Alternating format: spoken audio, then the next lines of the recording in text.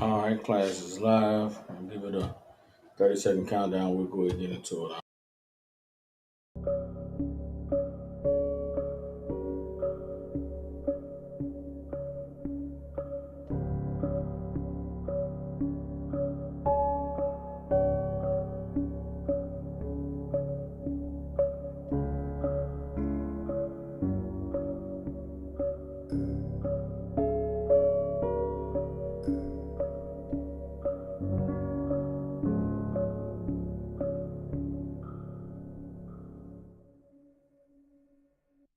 People and apply it to ourselves in this day and time. All right. All right. So we live. Shalom, Israel. You live with the Israelite School of Universal Practical Knowledge. Priest and Captain Soccer War holding down the class live here in Memphis, Tennessee. Every Tuesday, Wednesday, and Thursday, and now Saturdays we have classes here in Memphis. The address to the school is 3000 Walnut Grove Road, Suite 215. Again, 3000 Walnut Grove Road, Suite 215. Tuesday, Wednesday, and Thursday, the classes are from 6 to 8 p.m. Central. On Saturday, the classes are from noon to 2 p.m. If you got family, loved ones, people you care about in the Memphis, Tennessee, and surrounding areas, get them in contact with the Israelite School of Universal Practical Knowledge. Since 1969, we have been teaching so-called Blacks, Hispanics, and Native Indians the truth according to the Bible. What is the truth? The truth is that so-called Blacks, Hispanics, and Native Indians descend from the greatest people that have ever walked the face of the earth. The Bible identifies us as the lost 12 tribes of the nation of Israel. And in the year 2024, there is nothing more important than for God's chosen people to learn the truth of who we are, where we come from, and what our purpose is on this earth. So what we like to do with these classes is give brothers and sisters an opportunity to go into the Bible, to gain the knowledge, wisdom, and understanding that the Most High has placed inside of this book, so that we can come back to being the people He called us to be and reclaim our righteous place on the earth as kings, priests, princesses, and daughters of Zion. With that being said, I'd like to start the class off with questions. If anybody doesn't, if brothers and sisters have questions in the class, just raise your hand. If you have any questions online, type them in. If we have no questions, we're going to go into the topic of today, which is crabs in a barrel. All right. Crabs in a barrel is the topic of the class. We're going to get some understanding of a crab in a barrel mentality that exists in a lot of places in the black community, where it comes from, and what the Bible says we have to do to combat it. All right. So with that being said, we had started a little discussion before I went live, but I wanted to just see if any brothers had questions off the topic before we got into it. Or sister, any questions? All right. So I want y'all to know in these classes, there are no questions that are, you know, can't be answered, right? Meaning this. If it pertains to life, if it pertains to, situations and circumstances you may be facing, the answers are in this book. If there's ever a question you have that I cannot answer, I will not pretend like I know. I'll just say, brother, give me, I'll check back with me next week. I'll see if I can get the answer from the men who are more seasoned than I am.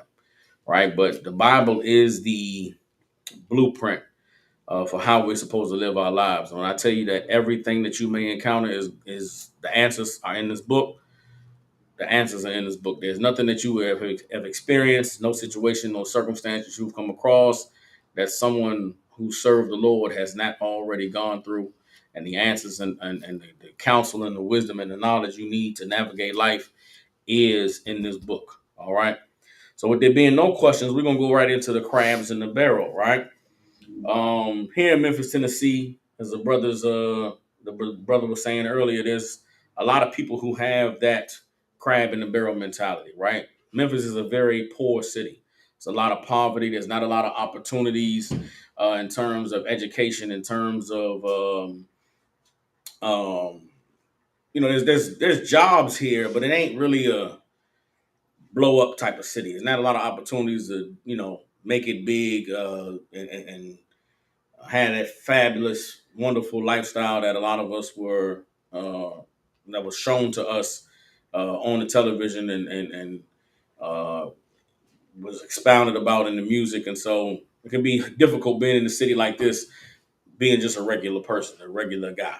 That regular lifestyle is not something that was really taught to us or pushed on us or portrayed to us as being something that was desirable.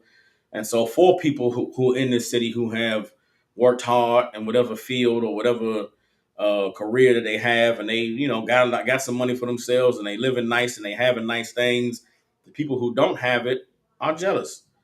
People see you have something nice and they have nothing, they want to take it. As brother said earlier, it seems like it's easier to just take something that somebody else has than it is to actually work hard for it. And so my response to that was, well, for someone who has nothing, has come from nothing, how do they even know that their life is bad or less than compared to the person who has nice things? Right? You your whole life, caught the bus. Then why does seeing somebody who's driving in a Benz or driving in a Scat Pack, what makes you think their life is better? Right? Because all you know is catching a bus. Catching a bus is just catching a bus. If all you've known is, hitching a ride with your cousin, you just hitching a ride with your cousin. Right? Why does it even matter that you're hitching a ride? You're getting where you got to go. For black people, we have to understand that we live in a society where the culture and the aspirations and the standard of what is success was not set by us. The standard of what it means to be successful and what it means to have nice things was established by our oppressor. And our oppressor, in the position of superiority in his mind, has told us and shown us that everything that we have is second class and less than. And if we aren't doing it on the level that they are doing it on, then we aren't, what we have is not worth having. The jealousy, the covetousness, the wanting of what other people have, regardless of what you have to do to get it, comes from our oppressor. And I'm going to show you in the Bible that that type of mentality goes against the Most High, right? So let's start with coveting. What does it mean to covet something?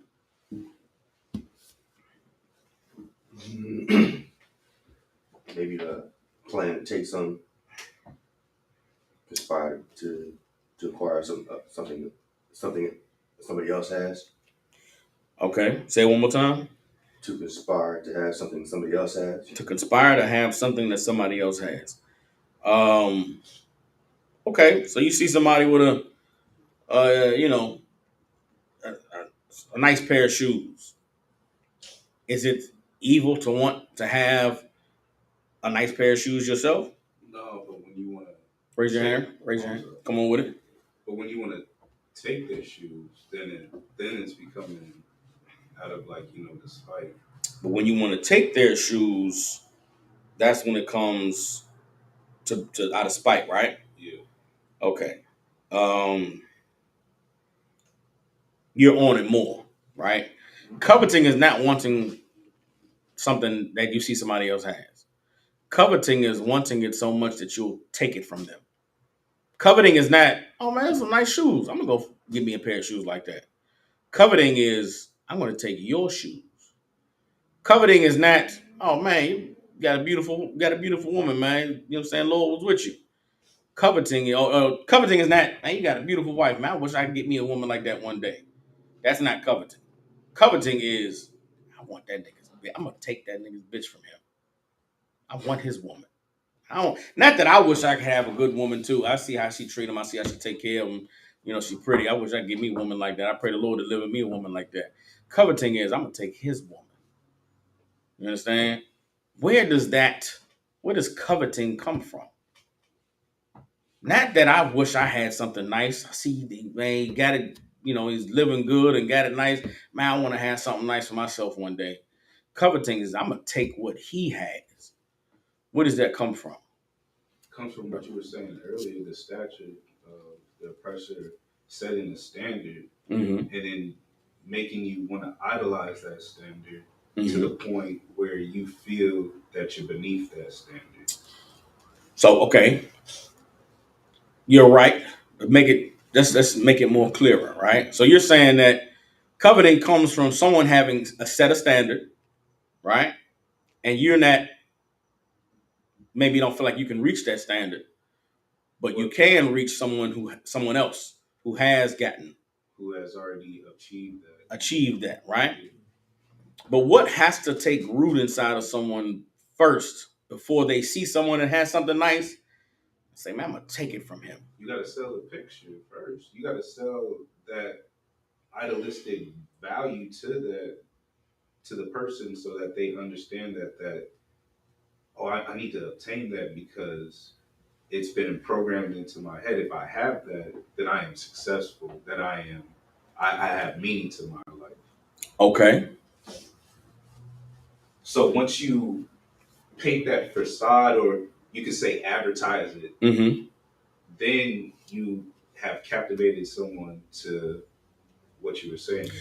So on the macro, right, on the big scale, what you're saying is right. On the big scale, you only covet something because you've been told or you've been shown that this is something that you want to have, right?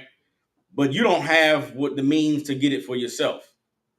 But you see somebody else has it, and you say to yourself, "Man, I could just take it from them. I can get it from them." Right? That's on a large scale. That's one way that coveting is takes root inside of someone. But let's take it on a smaller scale, on an individual scale. Let's take it back to middle school, high school, right? We all were young men at one time, right? We all had women that we liked or wanted, right? A cat that sees, a cat that wants a girl, he want to be with her, but she chooses another man, right? Or a cat that maybe doesn't even pay attention to this woman, but then she finds out she's dating this other brother. He say, "Man, she with him? Man, I'm gonna go get her. I'm gonna take her from him." What's inside of that brother that says she with him? Man, I'm gonna go bag her. I'm gonna go get her. I'm gonna take her from her. What has to first be inside of him? Maybe jealousy or what's the word? Man, Sis. I think it's more of a want than a need. Like differentiate between things that you need versus what you want. You're right. It's more of a want than a need, right? But there's one piece there's something that has to be there first. Before I can even want to take what you have, there has to be something else that's present first. Despite, like, you, I don't want to say so much as despite, but you hate that he has it and that you don't. Okay, do I hate that he has it and I don't? Or do I hate something else? Myself. Okay. Because why do you say you hate yourself? Because of the lacking of that I'm not capable of getting that. Because what we were saying before is that those people have the incapability of Okay, grasping. but if I'm a cat that covets another man's woman, Mm-hmm. and I'm gonna get that bitch because I can get her. Right. Can I get other bitches? True. Why I gotta take his bitch? Like, why can't he have his woman and I just go get my own woman? What makes a man say, "I want his woman"? What is present that make a man say, "No, I want his girl"? What has to be there first? Say it, sis. Sin. Okay, no. This okay, before the sin is the action. The sin is the taking his girl. Right? That's the sin. But what's there before the sin? Hurt, anger. Lust. Okay, all that is still the sin, right? You said anger and hurt, right? Those are emotions. Right. But why? Okay, why do you have those emotions over a business that ain't even thinking about you? She with him. Why are you even care? What the fuck is wrong with you that you so obsessed with this man that you want his woman? What's there first? I don't know. It's very simple. And this is once I tell it to y'all gonna be like, "Oh, damn." It's very simple. There's something that exists in the black community that makes us okay with taking from one another, with stealing from one another, with saying, "Oh, he got it, man, I'm gonna go take it from him." It's something that exists that is very. Is it the dominance? No, it's not dominance. It's very simple, very base, and very biblical. Laziness? No. Can you just tell us, brother? Yeah, for time's sake. Hatred. Hatred. You hate this nigga. You hate him. Despite you. Like, you hate him. You don't look at him as your brother. You don't look at him as your family. You don't look at him as a part of your nation. You look at him as just another nigga. It's a nigga who is a sweet lick. Or some sucker ass nigga, some simp. He weak as hell, man. I'm gonna take his bitch from him. You're lacking brotherhood. You understand? You're lacking viewing your brother as you would view yourself. You don't have the love that the Most High established for us to have for one another. You understand? You don't look at your neighbor as yourself. You look at him as some weak ass nigga, some sucker. Oh, he got what? He riding, man. I'm gonna rob that. We're gonna set that nigga up, man. We're gonna get that nigga. We're gonna rob that nigga, man. We're gonna make him, you know what I'm saying, run his pockets. Or we're gonna, get his money or get his whatever you taking from somebody. You have to first look at them like they're nothing, like they're worthless, like they are somebody who should be robbed, who should be stolen. He should get his bitch taken from him. He shouldn't have that bitch. It's hatred out, and that is come on with it. But isn't that also advertised here? Like if you talk about Memphis, That's the point. No, you're right. That's the point I'm getting to. We have been taught to hate each other. We have been taught to look at each other like we ain't shit. We ain't shit niggas. We're just a bunch of poor, broke, dumbass country niggas. So whether I shoot this nigga, rob from this nigga, take his bitch, who cares? His life don't matter. His life ain't important. What if I get shot in the process of stealing from him? What if I get shot in the process of trying to take this car? What if I take his girl and die because he loves his woman so much, he'll kill me? Who cares? I'm just another dumbass nigga. Who cares if I die and go to jail? Everybody I know dies and goes to jail. Who cares if I die trying to get rich? Ain't that what we do? We get rich or die trying. Hey, I died trying to get rich. It's better than living and just being a broke nigga all my life. Where did all that bullshit come from? That programming comes from our oppressor. You understand? The mindset of I ain't shit, my life doesn't matter. Who cares? That comes from your oppressor.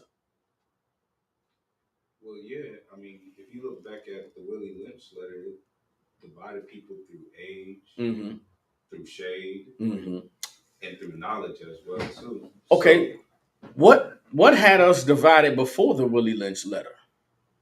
Right? And this is. Are you talking about going back to Africa with the different dialects of language, or fuck Africa? Let's go deeper than that, right? Historically, at one time, all across this planet, all the ancient civilizations, right? What color were the people? Black. They were all black, right? How did black people go from being the pioneers of all civilization, the rulers of all ancient cultures and empires on the world? How do we go from being so great and amazing all over the planet to being back to what you said, nothing in the earth hate. Today? Yeah, it was hate. It was hate. Like people were taught to hate that shade because they realized the resources behind it. You know. Okay, but even before, how did the people who hated black get any type of power or authority or control or anything? Lying? Nah, I wasn't lying. And all of this that we talking about, I'm gonna give you scriptures. I'm gonna break all of this down. Was it the knowledge? Since you had something. I was just thinking about selling people out, selling others out to get to the top. So. We were already on top. We already were roofing everything. Well, but everything that I was taught was that the oppressor wasn't that strong. They acknowledged that black people they had this resource. That's where I felt like originally the crab in the bucket mentality first originated, you know? From the oppressor, right? Right. He wanted the resources, and he divided the people and devised a plan to get the resources. Okay. But stimulating where that started from, brother, I do not know. No problem. That's what we're gonna get into all of that right now. All right. So first thing we're gonna do is we're gonna go to the laws that the Lord established that outlawed coveting, right? The laws that God gave us in the Bible established the culture that he wanted for his people, that he wanted for his nation, that he wanted the earth to follow. Everybody understands. Let's go to Deuteronomy chapter 4, verse 6. Deuteronomy chapter 4, verse 6. When the Most High gave the children of Israel these laws, he told us what it was that he was establishing for us and why it was so important for us to keep them. All right. So let's get Deuteronomy chapter 4, starting in verse 5. All right. This is Moses speaking to the children of Israel. All right. Let's see what Moses said to the children of Israel. All right. Anybody want to read? And if I could just I got it. all right. It's, Hold on real quick. Just I know you got it. Deuteronomy chapter 4, verse 5. Go ahead. okay. Deuteronomy chapter 4, verse 5. It says, Behold, I have taught you statutes and judgments, even as the Lord my God commanded me, that ye should do so in the land whither ye go to possess it. Keep therefore and do them, for this is your wisdom and your understanding in the sight of the nations. What was our wisdom and our understanding in the sight of the nations? What was the thing that God gave us to make us great, to make us admirable, to make us, someone that other people would look up to? He gave us these laws. He gave us these rules. He gave us these do's and don'ts. Everybody understands? That's the most important thing that matters in life is what's your morality? What governs what you will do, what you won't do, how far you're willing to go, what you will accept, what you won't accept. We live in a society today that pushes having no morals, no boundaries. You should be willing to do anything to go get it. Right now, Puff Daddy is on trial, right? And there's a lot of people that's scared that they on video grabbing their ankles and getting their cheeks clapped. Why? Salagi. Am I wrong? Come on now. These niggas was grabbing their ankles, getting their cheeks clapped for a record deal, my nigga. To be in a video, my nigga. Or worse, you clapping cheeks while Diddy watching. Take that. Cause you want a record deal, my nigga? We should have had some morality.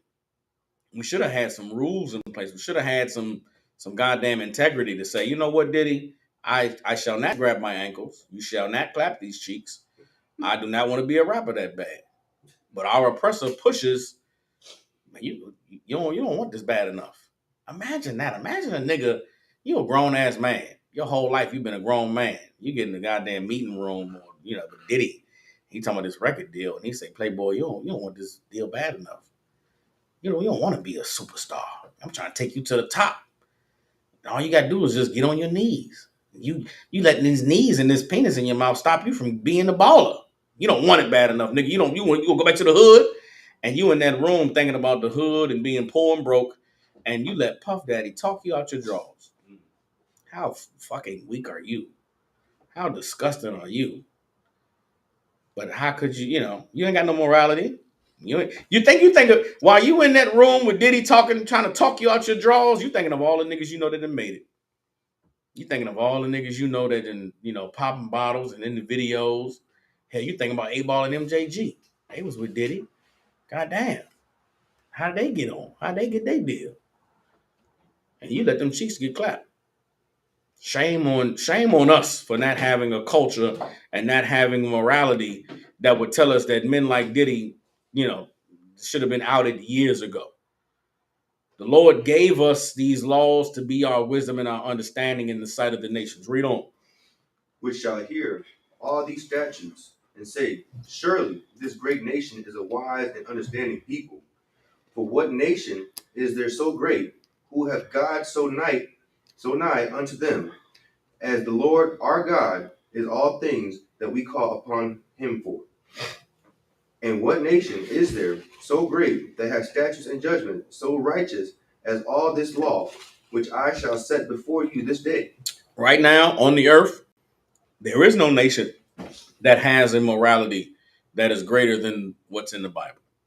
It's the reason why the Bible is the most discussed and poured over and misinterpreted book ever written. The Bible is not just a book full of feel good anecdotes and stories that make you be comfortable. The Bible is a book of laws and rules and instructions on how to establish a family, a community, a city, and a nation. But this book was not these laws were not given to everybody. They were given to the children of Israel. And until the children of Israel take back these laws, then you'll just have a bunch of religions and a bunch of people who think that they know something, not doing anything that this book says to do. This Bible has been around for at least 2,000 years, right? All these different religions exist, but who's actually doing what God said to do?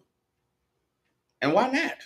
And goddamn, Christianity had a long run. Why didn't they do what God said to do? The Arabs over there in the Middle East is, fighting jihad. Why didn't they do what God said to do? Because they weren't the people that this book was given to. We're the people the book was given to. And we were great because of these laws. And we stopped being great because we turned away from these laws because we wanted to be like the other people. We'll get to that in a second. Let's read the next verse. Read verse 9. Verse 9, it says, Only take heed to thyself, and keep thy soul diligently, lest thou forget the things which thine eyes have seen, and lest they depart from thy heart all the days of thy life. But teach them thy sons and thy sons' sons. So everybody understands. The Lord gave us these laws to establish us as a wise and understanding people, as a nation that the other people on the earth would see and look at how we deal with one another and how we govern ourselves, and they would say, "Damn, man, them people is amazing. That's why they're thriving. That's why their civilization is so tight. That's why their communities are so strong because they have judges and rulers and ways of dealing with problems and issues that arise that is wholly moral and honorable, right? So that's what made us great. That's what elevated us to a position of prominence on the earth, right? So let's get into some of the specifics of these laws. Let's get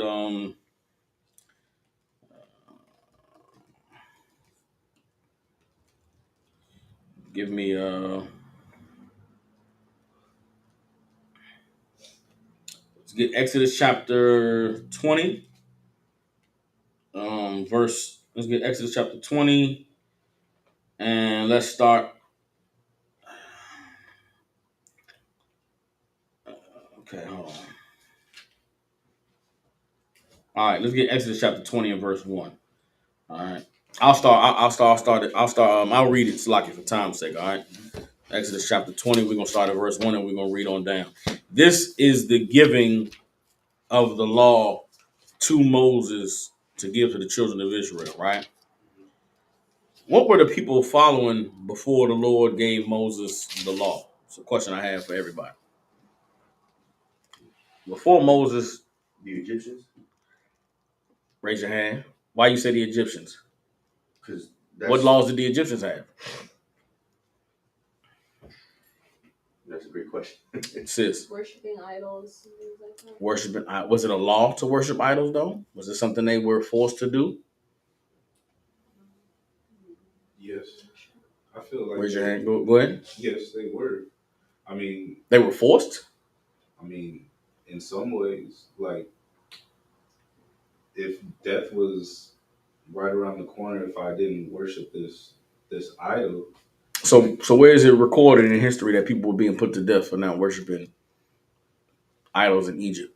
Not necessarily it was put into records, but famine, droughts were put into place or advertised to them. Like if you do not worship this idol, this will continue on.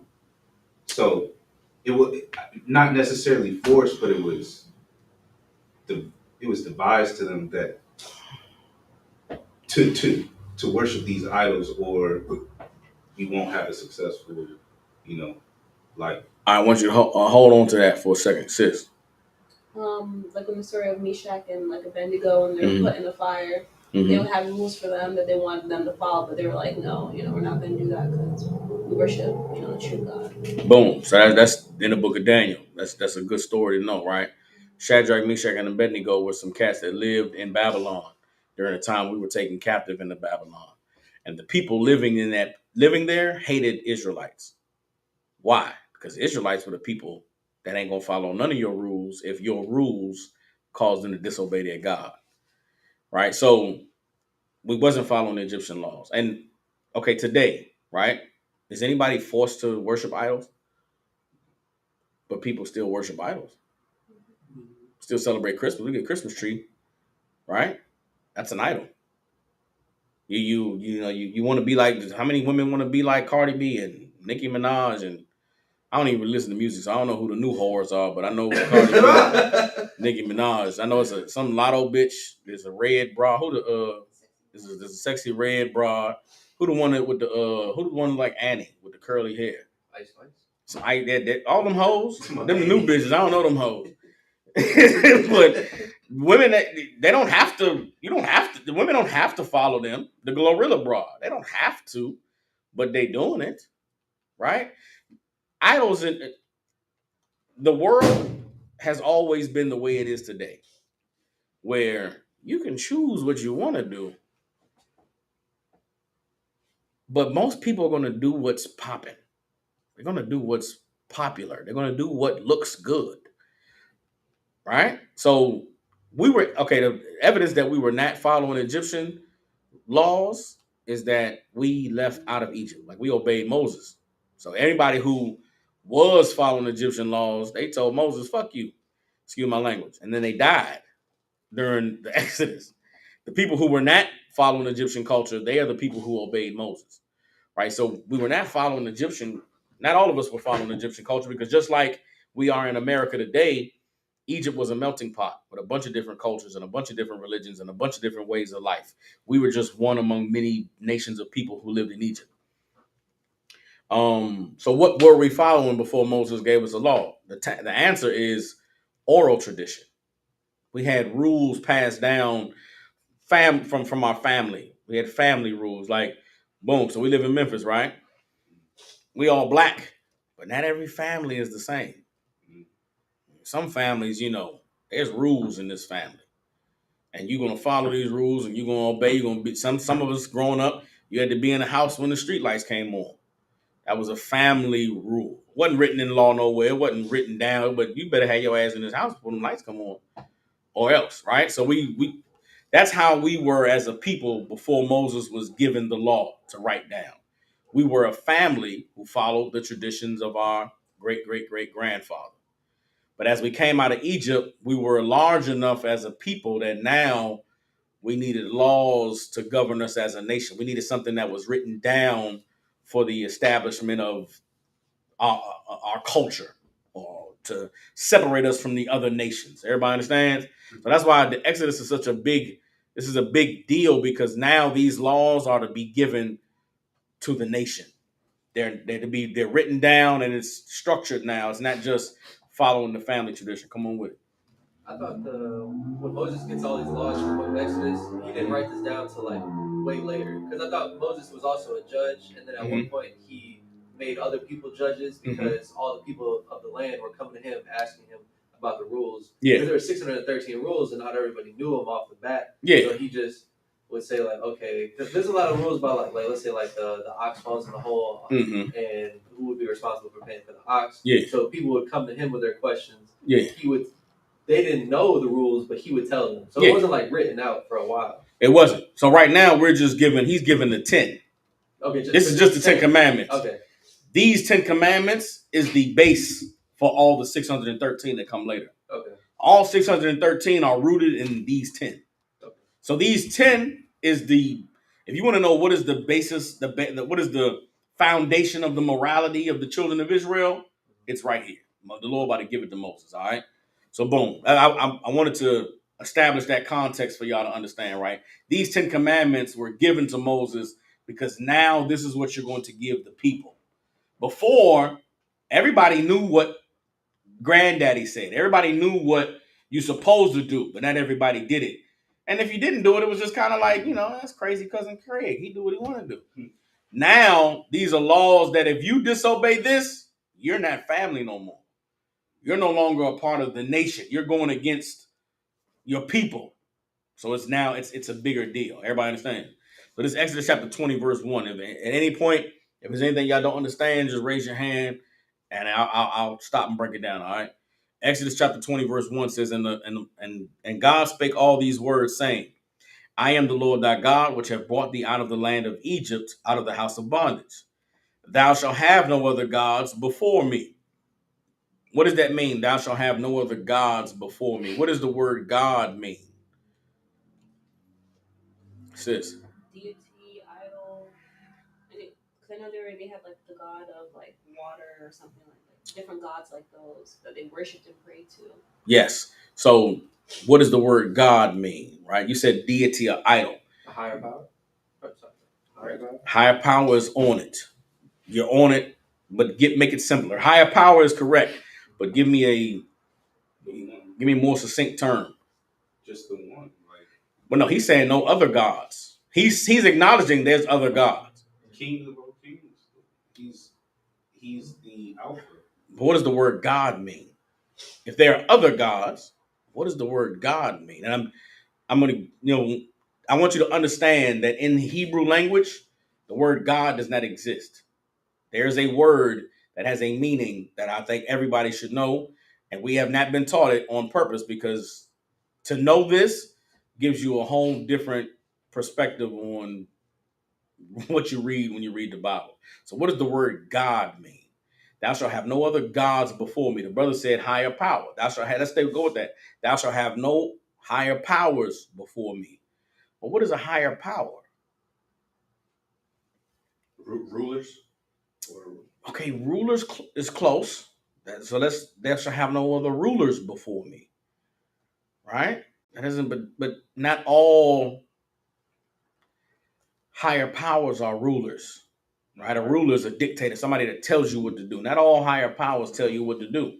Come on with it. No higher belief. No, it's not belief. For time's sake, authority.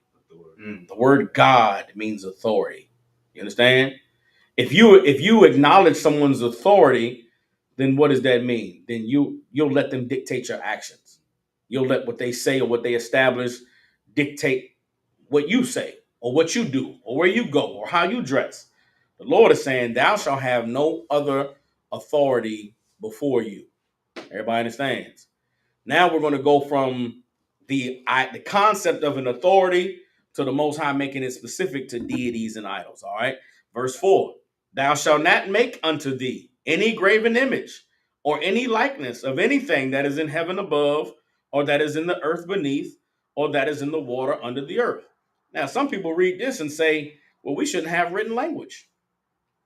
If you can't make any graven images, that means you can't write anything. Is that what God is talking about? Let's read the next verse. Verse 5. Thou shalt not bow down thyself to them, nor serve them. He's talking about making something to worship, making something to bow down to. A lot of people see the shield of David, right? They say, oh, that's evil. That's the seal of Solomon. They are fools and don't know what the hell they're talking about, right? The shield of David is David's signature in the Hebrew. It is the seal of the last king over unified Israel, and it represents David's authority and rulership. We don't bow down and worship the shield of David. We don't make the sign of the shield of David, or kiss it, or like Christians do with the cross. Everybody understands. The shield of David is just a symbol of David's authority, right? So that's not a graven image. A graven image is something that you would build and worship, like the statue of Martin Luther King downtown, or George Washington, or Abraham Lincoln. Those are idols that people go and, oh, Washington was so great. I don't know what the hell George Washington was supposed to do that was so great, but they make statues for you to worship. Going all the way back to the days of Egypt, and they make statues of people to worship and to memorialize them. The Lord said, don't do that. Everybody understands. Come on with it. I've heard people use this verse as well to say that we're not supposed to draw pictures of Jesus because he's up in heaven. Yeah, that's... You're not supposed to have him depicted in movies. You're not supposed to things like that. Okay. Use this verse. Okay. Yes, meaning, okay, that's correct in that we should not idolize, we should not bow down and worship any man, right? We have signs. When we go to camp, we have a sign that says the true image, and it's a depiction of Christ as he's described in the book of Revelations 1 and 13 through 15 and Daniel 5 and 6. The reason why we have that is to show people this is how he's described in the Bible. And it looks nothing like Caesar Borgia, who we have on another side. That's for teaching purposes. But nobody's bowing down to the black Jesus sign and saying, oh, Jesus, be with me, save me, help me. Everybody understands. So there's nothing wrong with having a picture. What is wrong is you bowing down and worshiping it and saying, oh, Jesus, because I have this picture of black Jesus, he can hear me and I pray to it. Everybody understands. Yeah. So that now, what is revolutionary about this law? This right here went against every other civilization and culture that was on the earth at that time. It damn sure went against the Egyptians. The Egyptians had thousands of statues and monuments of every fucking thing. Excuse my language. They drew all their gods sucking penises and doing rituals. They had all types of stuff drawn on the walls in Egypt. The Lord didn't want us to be like them. So he said, don't make any graven images. Don't make anything to bow down to worship, right? Let's keep reading. Middle of verse 5. For I, the Lord thy God, am a jealous God, visiting the iniquity of the fathers upon the children unto the third and fourth generation of them that hate me. Right? So when he said he is a jealous God and he will visit the iniquity of the fathers upon the children unto the third and fourth generation of them that hate him, what does it mean to hate the Most High? He's jealous. He said he's letting you know I'm jealous. You bow down and worship anything else, I'm going to be mad. I am going to be jealous. Why? Because what you're giving to this thing, you're supposed to give to me. I have more so a question about the jealousy part. A lot of people who are more sort of agnostic or atheists, they say, why would God be jealous? Like, if he's the Most High and all powerful, why is jealousy even in him? Isn't that a human emotion? Okay. Is it a human? Okay. My question to them would be, if there's a man saying this, I would ask him if he's a father. Right? Are you a father? If he says, yeah, I'm a father, I have children. What if your children called another man daddy? How would that make you feel? Yeah. Or if you're a child, if you don't have any children, I mean, you had a father, right? How do you think your father would feel if you called another man daddy? Meaning he gave you life. He sustained you. He watched over you when you were a baby, changed your diapers and fed you and went to work and paid the bills, keep a roof over your head, and was there when you scratched your knee and made a boo-boo, and he was there for you. And then you wake up one day and call another man daddy. You think your father's going to be okay with that? Well, that's the Most High is what? He's our father. He gave us everything that we have. He's speaking to a people he just delivered out of Egypt. If you disrespect me and take the love you should be giving me and give it to a statue or some graven image, I will destroy you.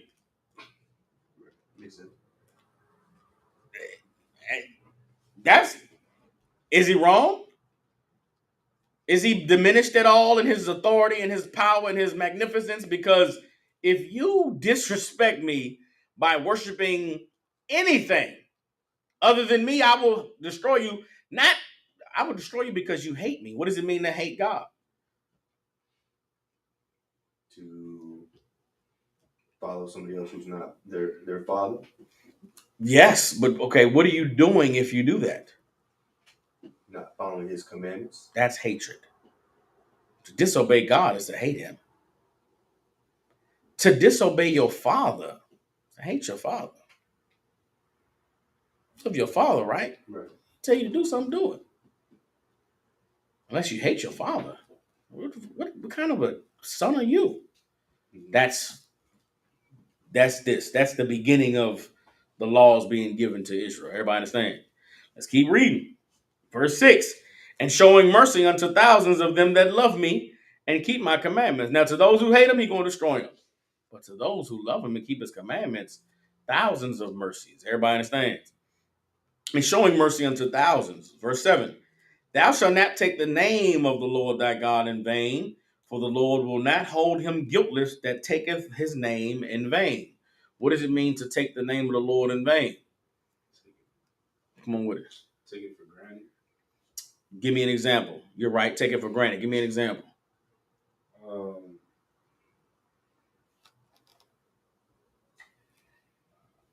I can't think of one right off the top. All right, sis. I was taught that would be like saying like, "Oh my God," or like calling God's name when just out of nothing. Okay, that's why I asked the question. That's not what it means to take the Lord's name in vain. Taking the Lord's name in vain is using His name for things that have nothing to do with Him. All right, taking the Lord's name in vain is like, I hit my parlay for the NFL last Sunday. Thank you, Howard. Yeah. Nigga. No. Come on, bro. Don't play with the Lord like that. He ain't nothing to do with that parlay, my nigga. Or, using the Lord's name in your password for your cell phone. Don't do that. Or, I play Madden, right? You create a custom team. Don't name them y'all soldiers or no group. Like, don't do that. You playing with the Lord's name. Everybody understands? That's taking His name in vain. It's using His name for things that have nothing to do with His power and majesty. You should respect His name. Don't invoke it for nothing. You understand? But doesn't that kind of go with like saying His name? Like, let's say you fall down and get hurt real quick. You say like, "Oh my God, like this hurts," but it's not something that He did. It just happened. Well, again, we've established the word God means authority, right? His name ain't God. Or they say Jesus Christ when something bad happens. Or surprising. When you learn the true name, right? Yahweh is the Most High's name. Yahweh Shai is the name of Jesus. Jesus transliterated from the Greek into the Hebrew, from English to Greek into Hebrew is Yahweh Shai, right? I would not, if I hurt my knee, I would be like, Yahweh Shai Mashiach. I'm not going to do that, right? But so for Christians, yes, saying Jesus Christ, what are you doing? You're disrespecting His name. For someone who doesn't know the name and they say, oh my God, yeah, you are, what are you doing? Stop that. But for someone who, coming into the truth and you really learn the name, you're not, I would not say the Lord's name at all unless I'm praying. Not saying the Lord. You know what I'm saying? Like it's no reason to. Yeah. But even for someone who doesn't know the name, you shouldn't even feel comfortable saying, "Oh my God." You should feel gross. You should feel like I'm disrespecting God. But of course, okay. So there's even the people who are in the world that don't know God's name. God doesn't feel like it has any power or any weight because it really doesn't. Yeah. So that's why people use it freely. But even they should feel disgusting because by their knowledge and their rules, they're disrespecting God. So you shouldn't. But when this law was given to Moses, it was given to people who knew His name, and they would not they would not take His name in vain. To do it would be it's like you would have to be someone who's openly mocking God, and you should die for that. Everybody understands? You was gonna say something? No, I'll just continue. Okay. All right, we good on that? Yes, sir. All right, verse 7. Thou shalt not take the name of the Lord. So just for clarity's sake, right? When you read this in Hebrew, it says, thou shalt not take the name of Yahweh Elohayanawa, right? Yahweh Elohayanawa is the Most High, your power. Okay, that's another thing I left out. So in Hebrew, the word God means power. It means power or authority. So anytime you see God, it's power or authority. If you see Lord God, it's the Most High power or the Most High authority. So Yahweh Elohayanawa is the Most High, our God. Allah. So Allah is the word God. It's the word power or authority. Alahaya is my power, your power. Alahayanawa is our power. The nawa in Hebrew is our or plural to mean us. Or anybody ever took Spanish class? We had like nosotros and like those same linguistic rules apply to the ancient Hebrew. So the Nawa is our God. So if you read Lord our God, it's Yahweh Alahaya Nawa. Here, Lord thy God, it would be Yahweh Alahaya in Hebrew, right? So don't take the name of Yahweh Alahaya in vain. For Yahweh will not hold him guiltless that taketh his name in vain. Everybody understands? Verse 8, remember the Sabbath day to keep it holy. 6 days shalt thou labor and do all thy work, but the seventh day is the Sabbath of the Lord thy God. In it thou shalt not do any work, thou, nor thy son, nor thy daughter, thy manservant, nor thy maidservant, nor thy cattle, nor thy stranger that is within thy gates. For in 6 days the Lord made heaven and earth, the sea and all that is in them, and rested the seventh day. Wherefore the Lord blessed the Sabbath day and hallowed it. What does it mean to keep the Sabbath? Come on with it. It was more so a question about that specifically because there's some camps I came across that we're not supposed to be buying, selling, or doing any of that such. But I guess the question would be like, what are we allowed to do, or what are we not allowed to do? Like, are we allowed to buy groceries? Are we allowed to, do fun activities? Like, say we want to go, shoot some pool, or go skating, or do whatever on such day. Like, are those things unlawful if we go ahead and use our money to do those activities? Excellent question. I'll answer it in a second. Brother, you had a question. Also, I'll piggyback on his defining work because is work just something like I'm a mechanic. If I do so just no mechanic work, like I can't do my lawn either, even though that's not my job. What do they consider to be work? Excellent questions, sis. My family, once they came here from Jamaica, they were Seventh-day Adventists. So what we used to do is like from sunset, like Friday night, to sunset on Saturday, we would like pray and do all this stuff. My mom would not schedule to like go to work or anything like that. We wouldn't watch like regular television or the news. We'd take a break from all of that stuff and go to church Saturday, worship all day long. Okay. So boom, here is the Sabbath day, right? It's a day for you to do whatever the hell you want to do. What you can't do, what you can't do is servile work, which is slaving, or more importantly, forcing someone else to slave.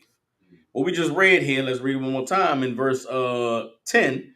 But the seventh day is the Sabbath of the Lord thy God. In it thou shalt not do any work, thou, nor thy son, nor thy daughter, thy manservant, nor thy maidservant, nor thy cattle, nor the stranger that is within thy gates. This isn't just a law for you in your house. This is also a law for business owners, for people who run corporations. You can't force your workers to come in on the seventh day. If you do it, you're going to get punished, right? So here we are in 2024. Are we business owners? Do we have corporations?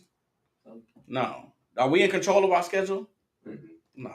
So if you got to go to work, you go to work.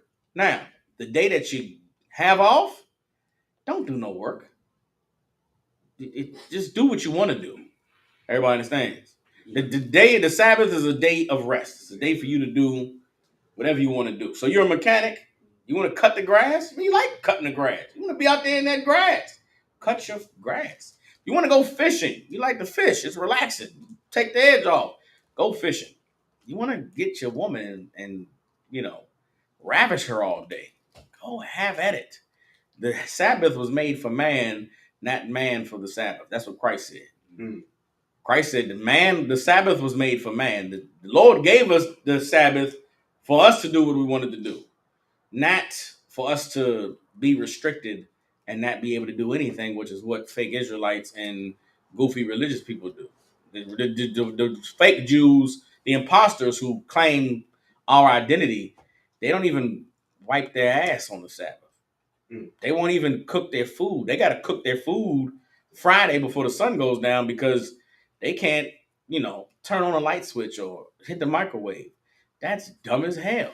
What kind of a life is that? That's not what the law was in the Bible. The law in the Bible was you can't force nobody to work.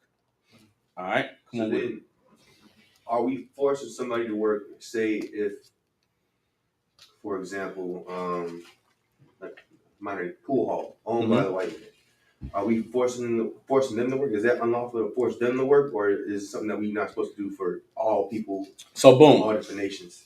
That's a good question. Buying and selling is not going to the grocery store. Buying and selling is commerce. Buying and selling is I own a textile company and I sell 2 tons of cotton every day. I can't sell tons of cotton on the Sabbath. I own cattle. I own a ranch. I sell cattle every day. I can't sell cattle on the Sabbath. Why, if I own a textile company, why can't I ship this cotton on the Sabbath? Because nigga, you not shipping the cotton. Your 500 workers are in the mill and packaging and couriers and all these people gotta show up to work for you to sell some goddamn textiles. Shut it down on the Sabbath. This was a law for the people at the top to have to respect the people at the bottom. This is an anti-oppression law. Give the people who work in a day off. You got to give them a day off. If you don't, the Lord going to deal with you. Everybody understands. It's not go to the grocery store. You're going to the grocery store, you're not buying and selling. You're a consumer. You're not making a trade. You're not making a deal. There's a difference between being a consumer and being a tradesmith. Buying and selling is tradesmith. It's stock exchange. It's corporations exchanging goods. You going to the store and buying food for lunch is you being a consumer. Did y'all get the difference? Mm-hmm. So buying and selling is company. It's the people who are in charge, not the person who's trying to eat today. So then, if I were to get even more specific, let's say, for example, I like to go skating go skating. On You're not, you're not doing anything. You're not breaking God. You're not breaking the Sabbath by going skating. But what if those workers are black, and let's say that's their passion? Their passion is to I want to serve my people so they can stay, they can relax, do whatever. It's okay if they sell me such tickets to get Because even with that, let's say we're in the kingdom of heaven, right? Where God's laws are in effect. The skating rink is going to be open on Sunday. I mean, it's going to be. I mean, not Sunday. The skating rink is going to be open on the Sabbath because it's not servant work to have the skates for somebody to go skate. You understand what I'm saying? Servant work is a mechanic, an electrician up on a pole, a cattle driver out in the field with the cattle. That's servile work. A skating rink and those things are like it's like leisure activities. Right. That's not servile work. You understand what I'm saying, sis? So what day do you interpret as being sundown Friday to sundown Saturday? Okay. That's the sixth. Like Chick-fil-A, they're closed on Sunday. They're Christians. They look at the I guess Sunday is the holy day. In the Bible, days don't have names. The days were numbered. Day 1, day 2, day 3, day 4, day 5, day 6, day 7. Day 7 has always been sundown Friday to sundown Saturday since the beginning of time. Today we call the 6th day Friday. The 7th day we call it Saturday. But it's never changed. It's always been 7 days. You go back through history. Every culture has had 7 days. And just from the beginning, we numbered the days. So today they gave them names. They named them after their gods. So it's not day 6 or it's not day 7 anymore. It's Friday. It's Saturday. But still, sundown Friday to sundown Saturday is the 7th day. Everybody understands? Does anybody know why it's sundown to sundown? I was just about to ask that. Okay. For time's sake, on the first day, there was nothing. It was dark. Then the Lord said, "Let there be light." And then the evening came, and that was the first day. So the first day began in darkness. Then there was light, and when it became dark again, that was dawning on the second day. So the new day starts at sundown. Is that why it says in Genesis it's like evening and then morning was the first? It was the first day. Evening and then morning was the first day. That's what I was paraphrasing. So the day essentially starts with the evening and then ends in Okay. The day starts with the evening. So from evening to evening, as the sun is going down, it's dawning towards a new day. Okay. All right. Yeah. Everybody good on that? All right. So we good on the Sabbath, right? We understand that? Yeah. Okay. Boom. Exodus chapter 20, verse 13. Thou shalt not kill. What does it mean to kill? End of life. No, it doesn't mean end of life. Killing is an unlawful murder, right? So boom, it says kill in English, right? The definition of kill today is not the definition of kill 400 years ago. In old Quaker English, so in Old English, you didn't kill a deer, you didn't kill a bull, right? Killing meant murder. To kill meant murder, right? Um, hunt like so. The word for kill, like uh, preparing your food, they didn't use the word kill for that. So hunting an animal or putting an animal down for food wasn't considered killing. The context or the connotation of kill meant murder. So an unlawful murder. What would be a lawful murder? Somebody had it. Like, when it says that two man lady the other day should be stoned, would that be considered a lawful because it's following the Yes, laws? that is a okay. So again, that's being stoned to death is a punishment. Yeah. So being stoned to death is stoned to death. It's not killed, right? A lawful murder would be self-defense. Somebody breaks in your house and is attacking you. He dies. You did not kill him. You protected yourself, defended your honor. A killing was premeditated murder. That's a killing. That's what Cain did to Abel, is killing. Everybody understands. So the Lord gave us a law not to do violence to one another. Come on with it. See, that leads me to kind of similar because in the past, like myself, I've struggled with suicidal thoughts. Even some days now, like time to time. If one were to do such action, how would that be? That's killing. That's kill. Suicide is kill. Suicide is killing. Suicide is a premeditated murder of yourself. Okay. Right? Nobody wakes up one day and just jumps out a window. You think about it. It's like you just said. You're battling those thoughts, right? Yeah. You better fight that shit. You fight it, Ox. Something's trying to kill you. Right. Something in you that wants to take your life. You've got to fight for your life. Do not lose that battle with whatever that is. You better fight it. And if you're struggling with it, you call and get some counsel. Pick up the phone and say, "Sir, I'm struggling right now. I'm thinking this, I'm feeling that," and get some help. You understand? Yeah. That's what we're here for. Do not fight that battle alone. That goes for anybody. That thing inside of you wants you to die. That is how it wins. It is there to kill you. That thing that tells you to get high, that thing that tells you to, go get this money or have sex with this woman you just met who you don't really know that well, that thing is trying to kill you. That thing that is in you that gets you to sin and tells you that these things you're doing and this way you're living is acceptable, it wants you to die. Brother, you got to fight it. Because I don't know about y'all, but I'm not letting nothing defeat me.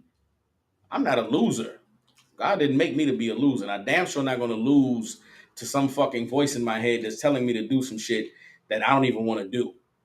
There's a lot of our people that don't even realize that that's their life. A lot of people are living their life in the passenger seat of their own body. You don't have control. You can't even stop yourself from doing the things you're doing. Brother, you're in a bad spot. You better take control of that wheel and make some decisions on which way you're going.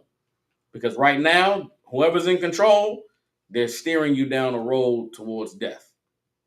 Everybody understands? What would happen to those that do? That do what? That do commit such suicide? Like, are they inheriting the kingdom? Are they not inheriting the kingdom? What are they receiving mercy after death? Okay, so that gets into what happens after death, right? I'll answer that in a second. Yeah, Let's get through this, right? All right. So Exodus chapter 20, verse 14. Thou shalt not commit adultery. What is adultery? Cheating. What is cheating? Well, when you already have a covenant with someone else and you stepping out of those parameters to be with somebody else. Give me specifics. I'm married to a woman and I see a nice lady down the road that I want to penetrate. And when I penetrate her, I have committed adultery. No, that's not adultery. Come on with it. they're gonna say later that if you just look at a woman with lust, then you've already committed adultery. When Jesus comes, he says that. Jesus did not say that. Or who says that in the New Testament? He did not say that. We could pull it if you want me to. He didn't say that though. Adultery is unlawful sex, right? What is unlawful sex? Unlawful sex is a woman having sex with someone who's not her man, right? What makes a woman and a man one? Yeah. What makes a man and a woman married? The consummation. What's the consummation? What consummates marriage? I got this book here, Zondervan Bible Dictionary, right? I want you to read the definition of marriage. All right. Brother, what's your name with the braids in the back? AJ. I want you to read this, AJ. All right. If you don't mind, just come up and grab this. Marriage is going to be right there on the right hand side of the page. Let them know what this is. Zondervan Compact Bible Dictionary. Tell them what page you're on. 345. 345 in the Zondervan Compact Bible Dictionary, and it's the definition of what? Marriage. Go ahead, read it. Most scholars today favor the theory that Mark. Do me a favor, AJ. Yeah. Face up so your voice can project. All right. Most scholars today favor the theory of Mark's gospel was written. No, marriage. You want the definition of marriage? Marriage is an intimate, personal union to which a man and a woman consent, consummated, and consciously nourished by sexual intercourse. Boom. Right? Marriage is a union between a man and a woman that is consummated and continuously nourished by sexual intercourse. What does that mean? What is marriage? AJ. I'm so confused now because I thought it was just laying with one person, and if I consummate with having intercourse with that one woman, and if I see out another woman, then I thought that would be committing adultery. I'll break it down for you. I just want to. So we first established that marriage is sex. It's not a wedding ring. It's not a piece of paper. It's not walking down the aisle. Marriage is sex. The union between a man and a woman, right? When a man and a woman becomes one, when does that happen? When you go inside of her, now you're one. That's as plain as it can get. That's marriage. You having sex with a woman, that's your wife. Now, you meet another woman. She's single. She doesn't have a man. And you want to marry her too. Can a man have more than one wife? Yeah. What makes you say yeah? Isn't there a version by the definition, I guess? Okay. But by the definition, but the definition never stated that it had to be one singular woman. It just said as long as you become one. Okay. So, you're right. That's why I was confused. So boom, I'm asking the question because I want you all to get the answer from the Bible. All right. I read the definition of marriage out of the Zondervan Bible Dictionary to get you to understand that sex is what makes you married to someone. It's not a wedding ring. It's not vows. It's not going to a church. It's not a marriage license. Sex is what makes you married to someone, right? Can a man have more than one wife? The answer is yes. How do we know that? Let's go into the law. Let me get it for you. It's going to be Deuteronomy. Hold on.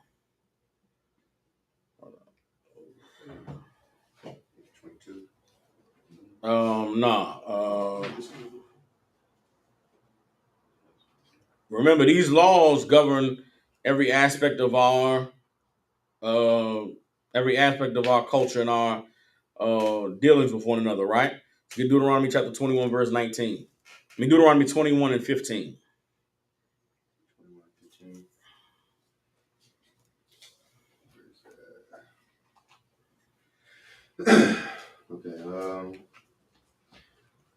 It says, if a man have two wives. If a man have what? Two wives. If a man have what? Two wives. If it was unlawful for a man to have two wives, or if you could not have two wives, why is the law giving a provision for if you have two? One beloved and another hated. And they if with these two wives you love one and you hate the other, you still got two wives. One of them you really like, one of them I can't stand that bitch. What then? Keep reading. And they have borne him child. Both of them gave you children. You had sex with both of them raw. You made babies with both of these women. One you love, one you hate. Keep reading. Both the beloved and the hated. And if the firstborn son be hers that was hated, then it shall be, when he maketh his sons to inherit that which he hateth, that he may not make the son of the beloved firstborn be before the son of the hated, which is indeed the firstborn. Now, if you have two wives, one you love, one you hate, and you have children with both of them, you better not treat that son of that woman you hate worse than you treat the son of the woman you love. Don't be a disgusting bastard.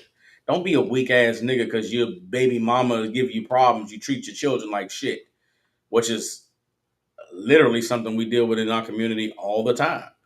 A lot. Hell, I didn't know my father because he was with his woman, and my mother was the woman, the side chick, if you will. He should not have, he should have, regardless of what your situation is with your children's mother, your children are your children. You should love them and deal with them the way a father should deal with his sons. So this is a law that gives you a provision for a man who has two wives. Now, if you have two wives, do you have to love one and hate the other? You could have two and love both of them. You could have two and it'd be a wonderful, amazing thing. This was a worst case scenario. If you got two wives, one you love, one you hate, you have children with both of them, you cannot treat the one of the woman you hate worse than you treat the one of the woman you love. Everybody understands that, right? It's lawful for a man to have more than one wife. So having another wife is not unlawful. It's not adultery. What is adultery is a man having sex with another man's woman, or a woman having sex with a man that is not her man. That's adultery. Interesting. I did not know that. Everybody understands. Adultery is a man having sex with a woman that belongs to another man, or a woman who belongs to a man leaving that man to have sex with someone new. That's adultery. Everybody understands. Questions? Come on, another brother in the back. Come on. What's your name? Carl. Carl. All right, come on, Carl. So in Matthew 5:27, Jesus is giving his message on the mount. Yeah. And this is what I was referencing. Yeah, come on with it. Matthew 5:27. Ye have told that it was said by them of old time, Thou shalt not commit adultery. But I say unto you, that whosoever looketh on a woman to lust after her, hath committed adultery with her already in his heart. What does that mean? That just allowing you to allowing your mind to think about that stuff you've already done it. It's still a sin to just think it. That's not what it means. So how should it be interpreted? What does it mean? No, hold on, AJ. Hold your peace for a second. What does it mean to look on a woman to lust after her? To want to have sex. What does it mean to want to have sex? You think she looks good? No. No? No. It's not looking at a woman and saying, damn, she's pretty. Damn, she's fine. That's not lusting after a woman. It's to the point where you can't stop thinking about it. Hold your peace, AJ, but go ahead. Go ahead with it. Sorry. No, you got it. Come on with it. It's to the point where you can't stop thinking about it, like to the point it overcomes you to the point that you commit adultery. It's okay. He's on it. It's not looking at her. It's not saying, damn, she's fine. She look good. She's pretty. It's saying, I'm going to fuck that bitch. Right. I'm fucking her. That's lusting after a woman.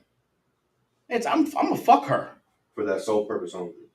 It doesn't matter what the purpose is. That's that nigga's woman. Yeah. What the fuck is you looking at this woman for? Kind of hoe ass nigga is you?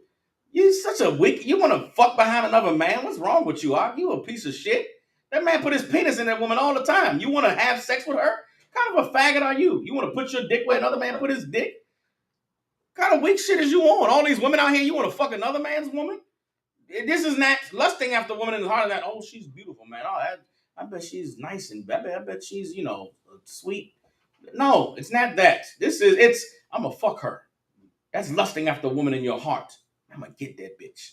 But lusting, so it just says, it doesn't say lusting after another woman's man or another man's woman. It just says after a woman. So it doesn't matter if she's single or taken, right? It doesn't matter. Hold on. That whosoever looketh on a woman to lust after her have committed adultery with her. Yes. What is adultery? We just covered that was with another man's woman. That's how you know she's married. Okay. If I see at a single woman and thinking these thoughts is not. How else do babies get made? How else is there a nation? Okay, so you meet a woman that's single and you like her, and you say, man, I'm gonna fuck this shit out of this bitch.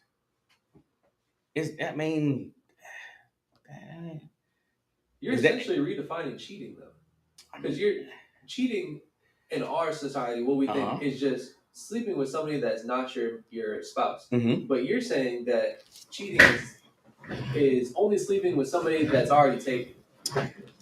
Yeah, that's cheating. No, okay. This is what cheating is in the Bible. Cheating in the Bible is adultery. Yeah. Right? Meeting a woman who's single. Mm-hmm. If I have a woman and deciding that I'm gonna deal with both of these women is not cheating. It's honorable and righteous in the Lord's sight. Here's what is cheating. And I'll get you, I'm gonna get what Christ said after that. Monogamy is cheating. Monogamy is, I have a woman. We're together. I meet this new chick. Oh, she's so wonderful. She's amazing. She does all the things my woman I got done do. Baby, this ain't working out. I can't be with you anymore. It's not you, it's me. You break up with this woman who you've been with, who has done who knows what for you, for how long you've been together. You leave her, throw her away to go be with a new bitch. You're a weak ass piece of shit man. Either you be man enough to have both of them, or you leave this woman who you just met alone because you're not man enough to be with her. Cheating is, adultery is telling a woman you love, who you've been with, who's dedicated her life to you, I can't be with you no more because I met this other woman. That's what is okay in this society. This society teaches us that if you want to meet, sometimes you fall out of love. You met somebody new. That's really the love of your life. So I throw away this woman who's been down with me since day one. How horrible are you?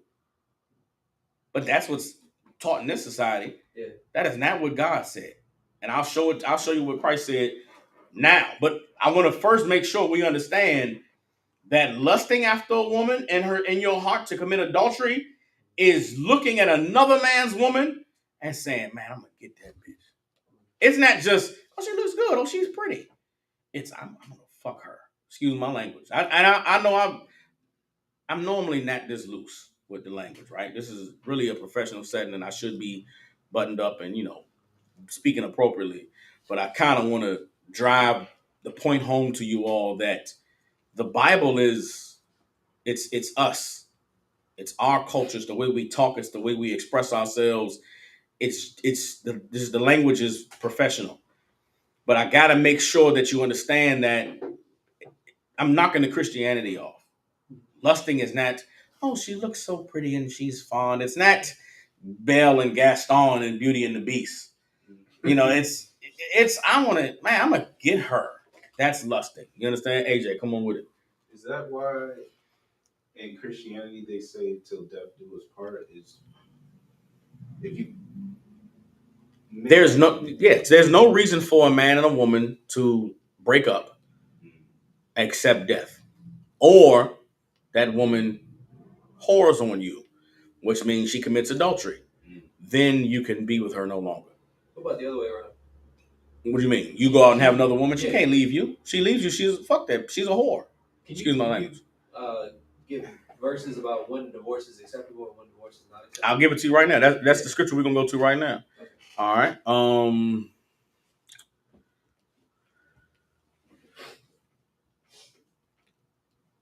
right, let's get Matthew 19 and 9. All right. Let's get Matthew 19 and okay, hold on. Let's get Matthew 19 and 1. All right. Now, of course, we've gotten off topic a little bit. We've supposed to been getting on the crabs in the barrel, but sometimes with class we can deviate a little bit, but that's good. We're still talking about the laws, we're still talking about the culture, we're still talking about what God established for us as a people, right? Matthew 19 and 1. All right. And it came to pass that when I say Yahushua because that's what I recognize as Jesus' name, right? So, and it came to pass that when Yahushua had finished these sayings, he departed from Galilee and came into the coast of Judea beyond Jordan. And great multitudes followed him, and he healed them there. The Pharisees also came unto him, tempting him.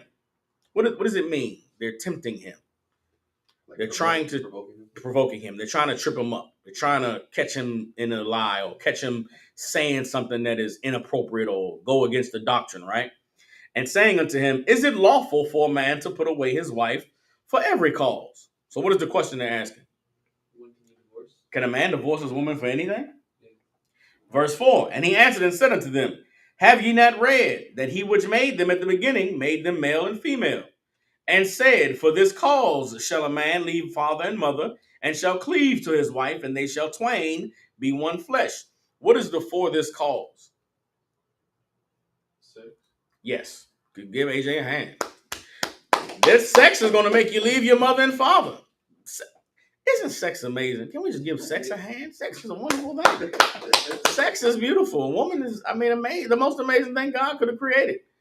And it's a reason for you to, Daddy, I'm leaving. I can't be under your house and your rules anymore. I got to get my own house because this vagina is so amazing. I need it all the time, and I can't be doing it quietly in the basement no more.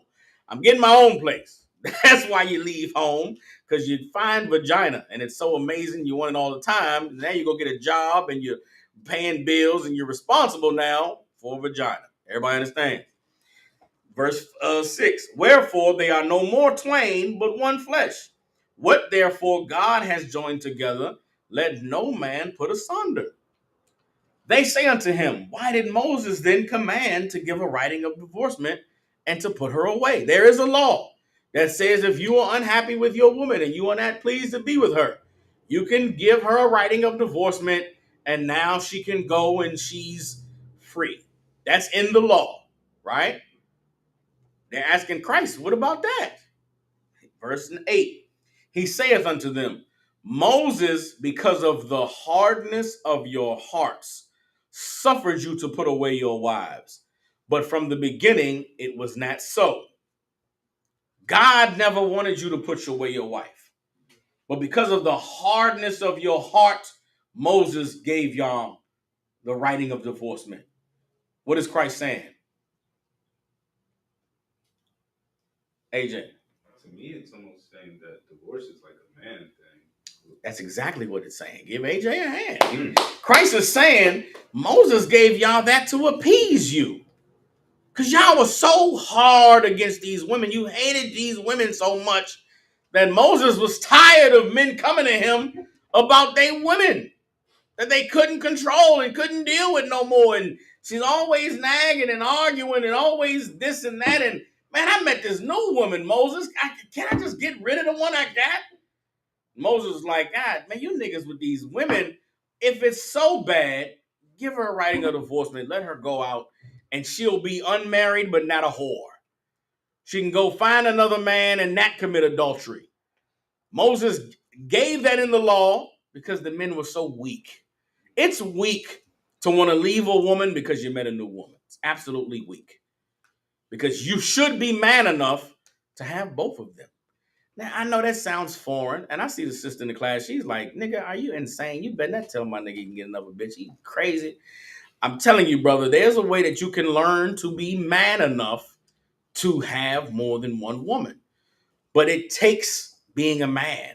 It's not just having sex with two women. It's being a man in a woman's life is so much more than what you do in the bedroom. And you may not know that. That's why you got to get counsel. That's why you got to study the Bible and learn the role of a man and the role of a woman. But there is a way that you can live comfortably happy with two women. I said, you can live comfortably and happily. She's going to have an issue with it, but she's going to have an issue with everything anyway. So she's going to have an issue if you don't have other women. So have other women if that's what you want to do, but be a man about it. Everybody understands. These men that Moses was dealing with were not being men about it. So Moses said, man, goddamn, you give her writing a divorcement. Now, am I making this up? Am I just talking out of my ass? Let's keep reading and see what Christ says in the next line. Verse 9, and I say unto you, whosoever shall put away his wife, except it be for fornication. What is fornication? Adultery? That's adultery. Unlawful sex. Fornication is a woman having sex with another man. If it ain't, she fucked somebody else, excuse my language, you can't leave her. But she keyed my car, she threw my clothes out the window, she changed the locks, she came to my job. You better get that woman in line. She might need some sex. Sometimes women get crazy when you don't give them no sex. She might just need you to go over there and give her some sex like you did when you first met her. See, y'all been together for about 2 years and you in love now and you buy her flowers and roses. You don't put on the Rick Ross, hit it from the back and just knock her down like you did when you first met her. Now you're making comfortable sex. You're just doing the same position you've been doing for the last 6 months. That's not exciting. That's why she's arguing and fighting with you all the time. Maybe you should revert back to how you were when you first got with her. Then maybe she won't argue so much. I'm just talking. But whatever the reason is, there's a reason why your relationship is difficult right now. And it's because you ain't being that man you're supposed to be. Maybe if you found your way back to being that man, you wouldn't be arguing and fighting all the time. But if she's doing anything other than having sex with somebody else, you can't leave her. Everybody understands. Now, this next part of this is very pivotal. Because really the only reason why a man gets rid of a woman, if it ain't for her having sex with someone else, is because of this. Middle verse 9. And shall marry another, committeth adultery. And whoso marrieth her which is put away, does commit adultery. Why do men get rid of their woman? There's only one reason a man gets rid of his woman. If it ain't for her having sex with other men. Because you want to get another one. This new chick is so amazing. She's so wonderful. Really, she's not amazing. She's not wonderful. She's just new. And you're goofy, and you don't even know that in 2 years you'll be bored with. After somebody else? No. Okay. Yeah, that's right. Again, if you meet a woman and she's single, she doesn't have a man. That desire to want to be with her, that's how babies are made. Are babies wonderful? Yes. Did the Lord say, "Be fruitful and multiply"? Yes. Now, does that mean have sex with every woman you meet? No, you got to use wisdom. You got to use some. What's the word I'm looking for? Discernment. Thank you, brother. Give. What's one more time? Carl. Give Carl a hand. You got to have some discernment, right? You meet a woman. There's a process that you should use a process you should go through to determine if this woman is fit for marriage. Remember, sex is marriage. You put your penis in a woman, she's your woman. How long? Forever. Right? Is there anything in the Bible that shows you how to gauge so that you're making sure that you're going after the yes, brother. Please keep coming to class. I'll show you 1,000 scriptures on how to choose the right woman and what woman to avoid. You know what you should not base choosing a woman on? Guess what's the one thing you should not be a determining factor on whether you marry this woman or not? No. Outward appearance. How fine she is. Who cares about that? Does that mean go marry all the wildebeest and gorilla? No, there's some fine women that are marriage material. But brother, you can't be a sucker for a big booty and a smile. Don't play yourself. You understand? But the Bible tells you everything you need to know about what kind of woman to choose, what kind of woman to avoid. But you have to understand something. You have to be the man the Bible is speaking to. Like, you can't choose the woman that the Bible is telling you about unless you're a man that the Bible's talking to. So if you getting high and at the strip club, and you're not gonna find that woman out. She ain't for you. That woman is for a righteous man. Now you'll find all the women who the Bible says not to choose because that's who they're for. They're made for you. Everybody understands. Come on with it. So what if you come across a woman, right, where you already had sex with her, but then later on you find out like she's not into the truth, she's not trying to. So what? That's your woman. What does the Bible say she got to be in the truth? Right. Who cares? What if she wants to leave you? Then she leaves. Is that still considered your wife, your woman? Is she having sex with somebody else? Probably plans to do so. You know her. Is she having sex with somebody else? Not that I know of at the time. Okay, how long can she go without sex? It's all subjective at that point. Is it though? Months. Months? Maybe. Maybe? All right, brother, give it a week. Right. Y'all laughing. Give it a week. You thinking niggas ain't in the DMs? Right. Okay, meaning, and then listen, we're talking about a certain kind of woman. I'm not offending the sister in the room, right? I don't know you. This isn't personal. Nothing I say in class is personal. So I don't want any sisters online as well. I don't want any sisters to be offended. But most women, they ain't, you ain't acting right. Like there's niggas waiting in the wings. If she's talking to another nigga. Even if she's not, if you ain't acting right, she can get sex if she wants it. Mm-hmm. Easily. Right. You have to know the woman to know how long is she gonna go without sex. If you're not laying it down, and she, you got to know a woman and know how long she can really go without sex. You're not saying that's probably depending on how long it took you to even have sex with her in the first place. It might not be the case because while you were getting to know her, she could have had somebody knocking it off. Okay, that's what I'm saying. Some of this stuff you got to get counsel, but sometimes as men, what we tend to do is we tend to make ourselves special and unique, and we base our experience with a woman off of how we view ourselves. And so I met her and took on a couple dates and talked, and we had long conversations, and the sex was me. That was you. She did that with. It was you. She had to take her on 3 dates and talk and sweet nothings. But there's a cat that she met at the club that she had sex with in the car that night. Because he not you. He's a different kind of cat. You got to know a woman to know, is this a cat? Is this the type of woman that would have sex with a cat that she just met at the club? Right. You know what I'm saying? This is the kind of woman that we argue and don't talk for 3 or 4 days. What is she really just doing nothing those 3 or 4 days? That part. You understand what I'm saying? Because Yeah. there's some women that's, she might be goody two shoes to you, but she might be some other cat's super freak. So, Lord be with you. We argue and don't talk for 3-4 days. Shalom. Salaki. Come on with it, AJ. Come on with it. This is all new to me, so Understood. I may have a book for him, but I don't know if that would be out of the realm.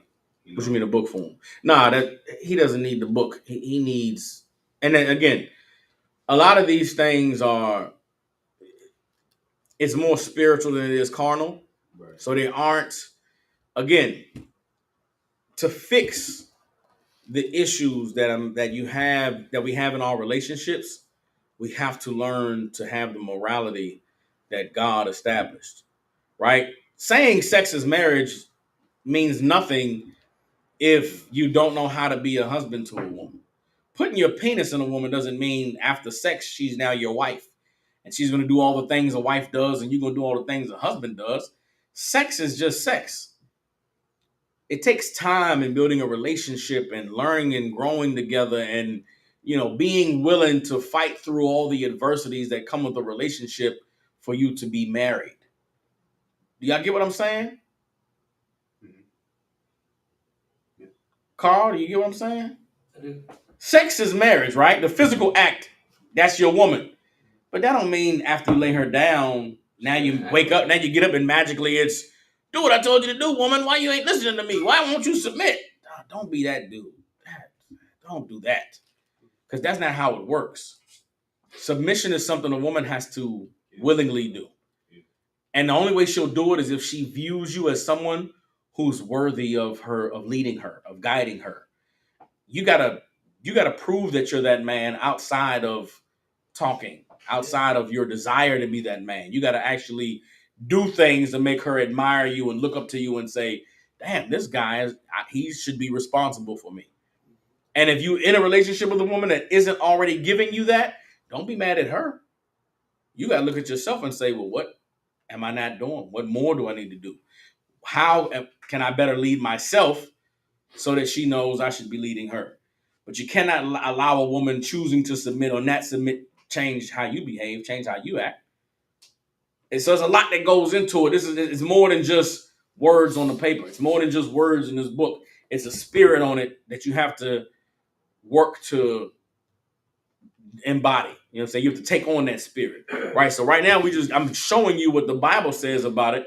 I'm showing you what Christ said about divorce. Divorce was never something that we were supposed to have.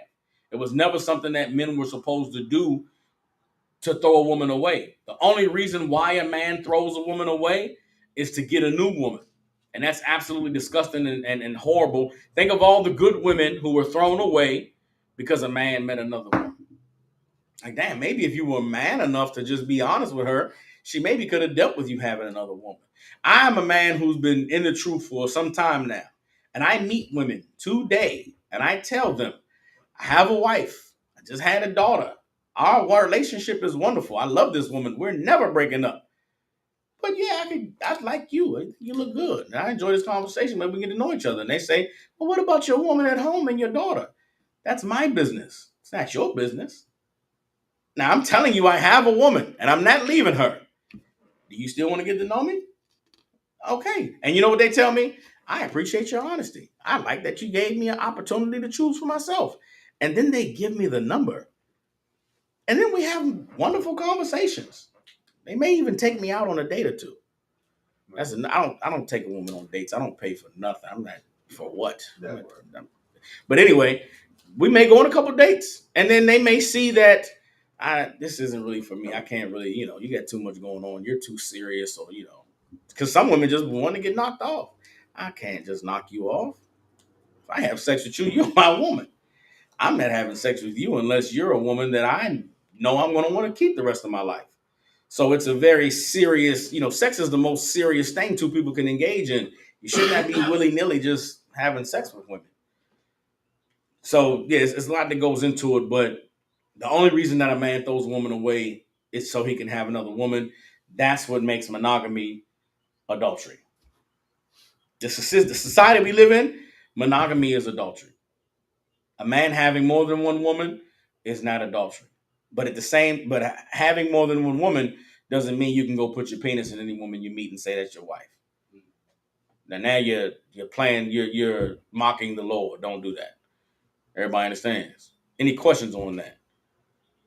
All right, come on with it.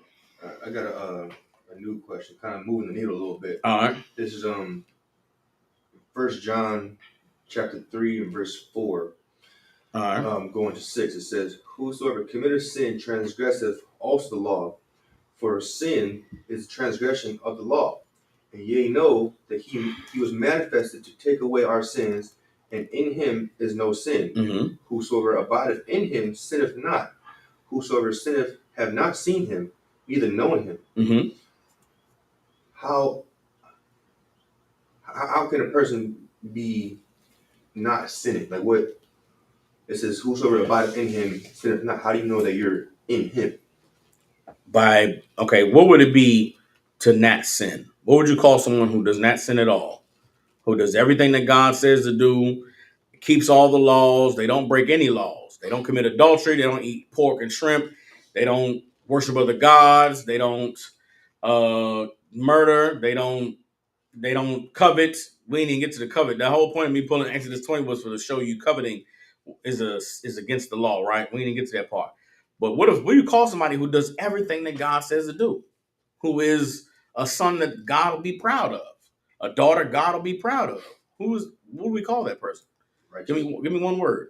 Righteous, yes, but that's not a word that regular people in the world would use. Holy. Holy isn't a word people in the world would use either. What do you call someone who does the right thing all the time? Perfect. Give AJ a hand.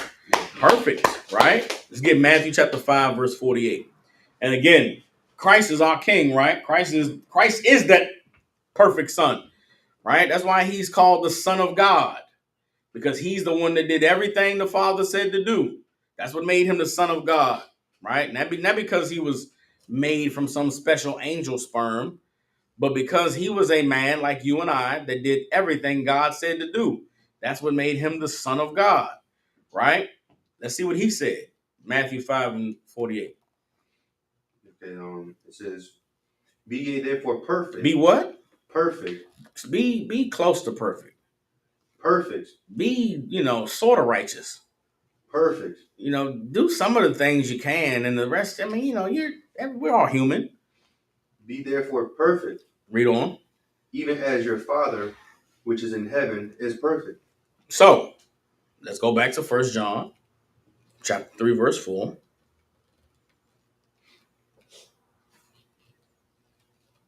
Okay. All right. It says, "Whosoever committeth sin transgresseth also the law." To commit sin is to break God's law. That's what it means to sin, is to break God's law, right? Mm-hmm. Read on. For sin is the transgression of the law. For sin is breaking the law. Sin is not thinking about it. Sin is not, I have an idea in my mind. Sin is, now, before you physically do something, what do you have to do? Think about it. That's why lusting after a woman in your heart, you've already committed adultery, because you've already determined, I'm going to have sex with her. It's not, oh, she looks good. Oh, man, I bet he enjoys that. Lusting is, I'm going to have sex with her. I'm going to go and pull up on her Thursday at lunchtime, and I'm going to act like I'm getting Reese's Pieces out of the soda machine, but I'm really going to tell her she looks good in that uniform tonight. And then maybe a week from now, I'll see her and tell her hair looks nice. And then maybe, a month from now, I'll invite her to the whatever. Men, we know how to get a woman, right? You go through a whole plan on how to take this man's woman from him. That's lusting after her in your heart and committing adultery. That's what Christ was talking about. Everybody understands? That's sin. Sin is you doing the thing that is unlawful. But before you go to do it, you plan it out. You think about it. Yeah. Come on with it. I was just about to ask, does that include intrusive thoughts? Because I remember I had a friend, she was like a person who thinks about, touching children, or a person who thinks about, murdering somebody, or committing rape, for example. Mm-hmm. They are considered pedophile. No, that's not true. The intrusive thoughts are demons. Okay. Right? It's Satan inside of you trying to get you to disobey God. What should you do if you have satanic thoughts? If you have thoughts of sinning, if you have thoughts of doing evil things, what should you do? Pray them away. Okay, when you say pray, right? What should your prayer be? A request to get rid of such thoughts. Okay.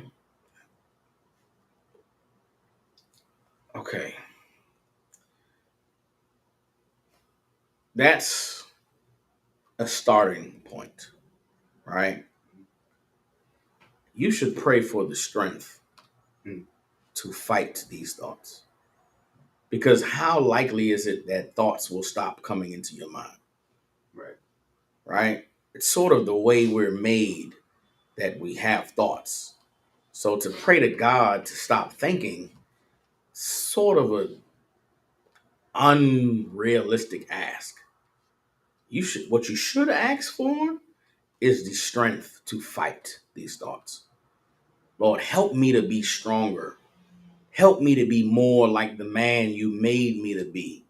Help me to conquer and overcome these thoughts. Help me to be stronger in the battle. When we talk about, now this is healthy for really anybody who's tuning in, but specifically for you guys, with this being some of you your first class. You have to understand that the battlefield where the war between good and evil is being waged is in your mind.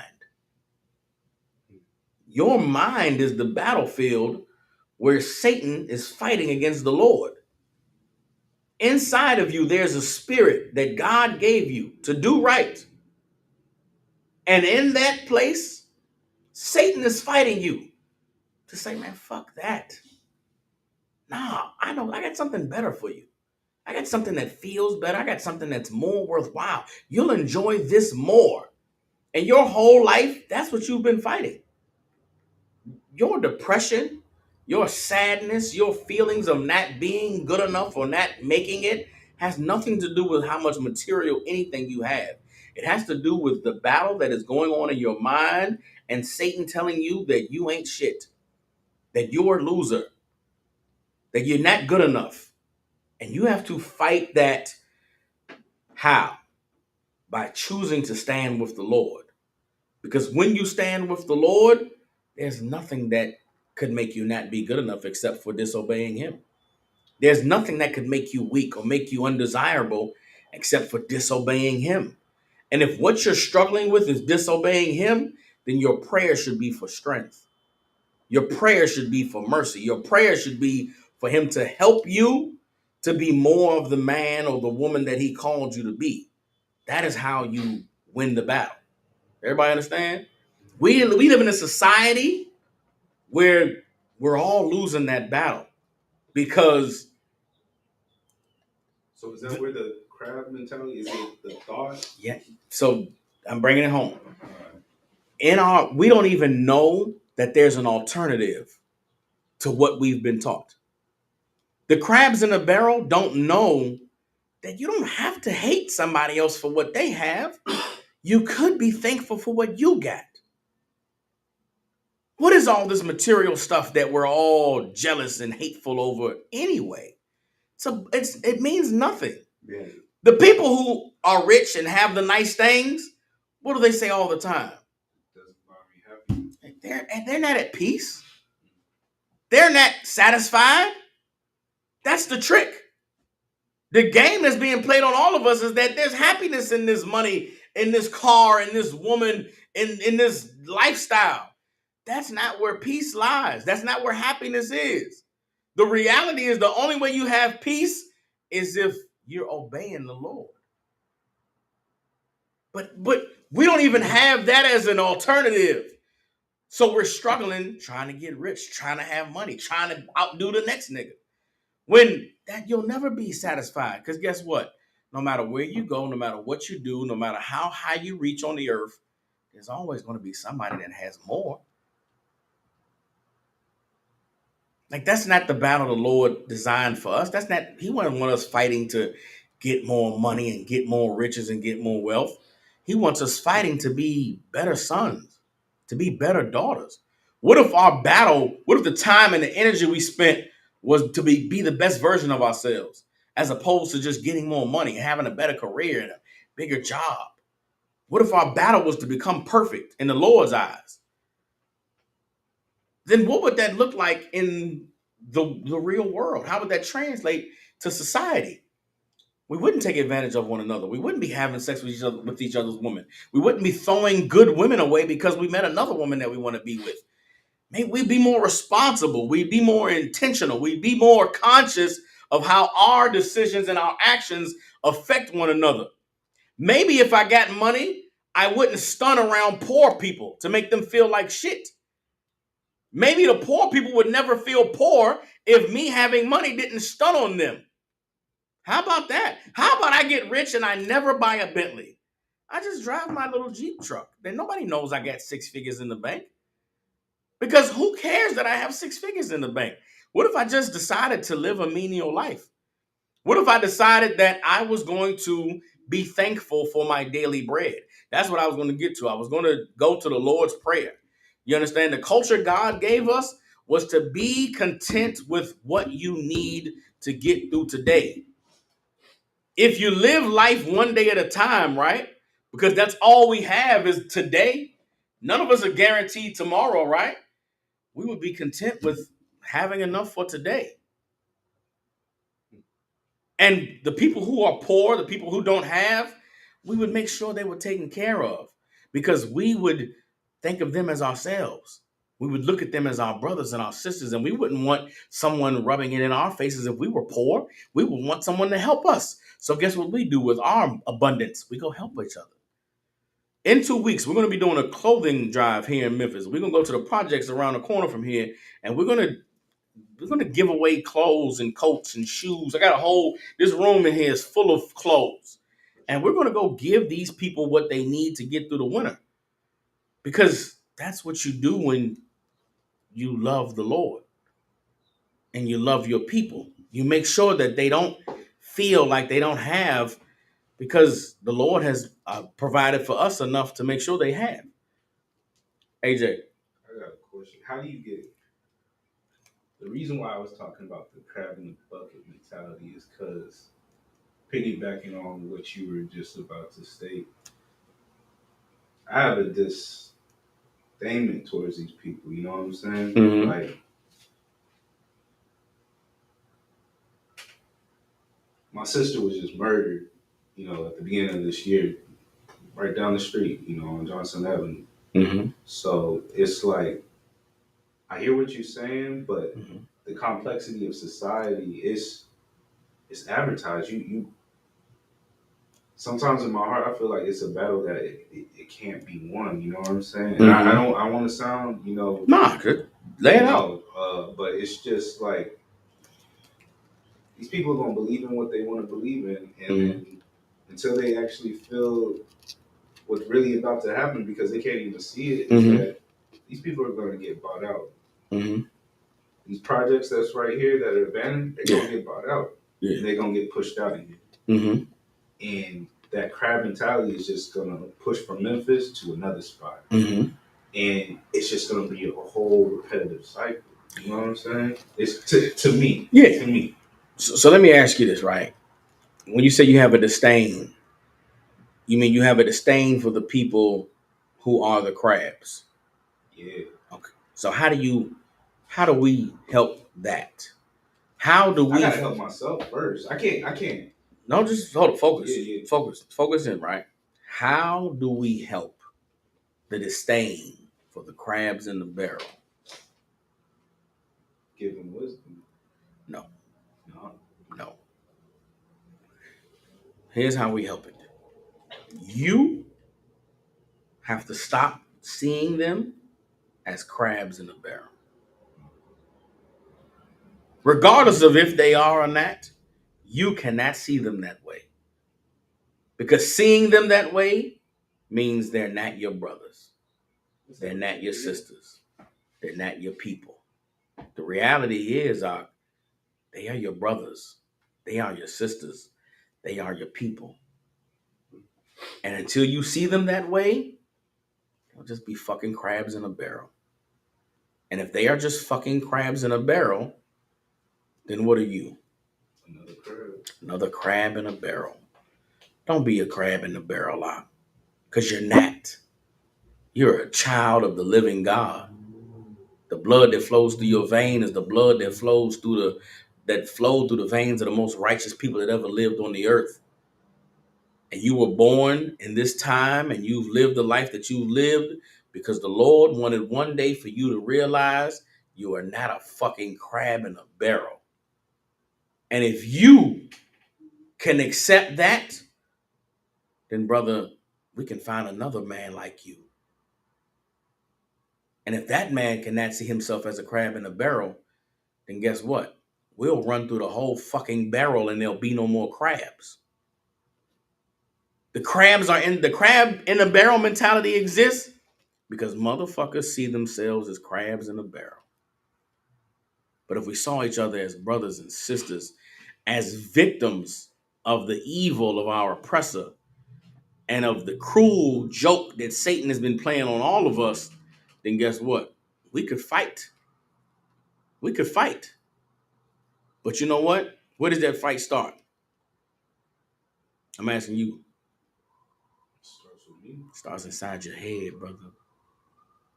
And I'm telling you that I can't say I've been in your shoes, But man, when I came to the school, I sat in this seat just like y'all did.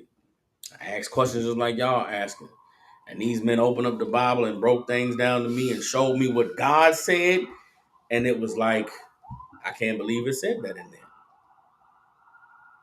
But all the answers and the solutions to fixing the problems that we have is in these laws.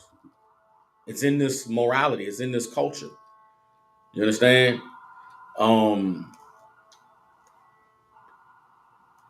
Satan uses trauma and tragedy, the violence that we suffer, to cause us to hate each other. But the Lord gave us a way of taking that trauma, taking that violence, and turning it into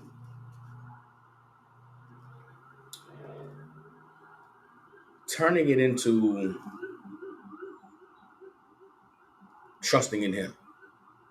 Right? We're gonna go to a scripture next that I hope can begin to help you with the anger and the retribution that you seek or you desire for your sister, right? Get the scripture, all right? Let's see.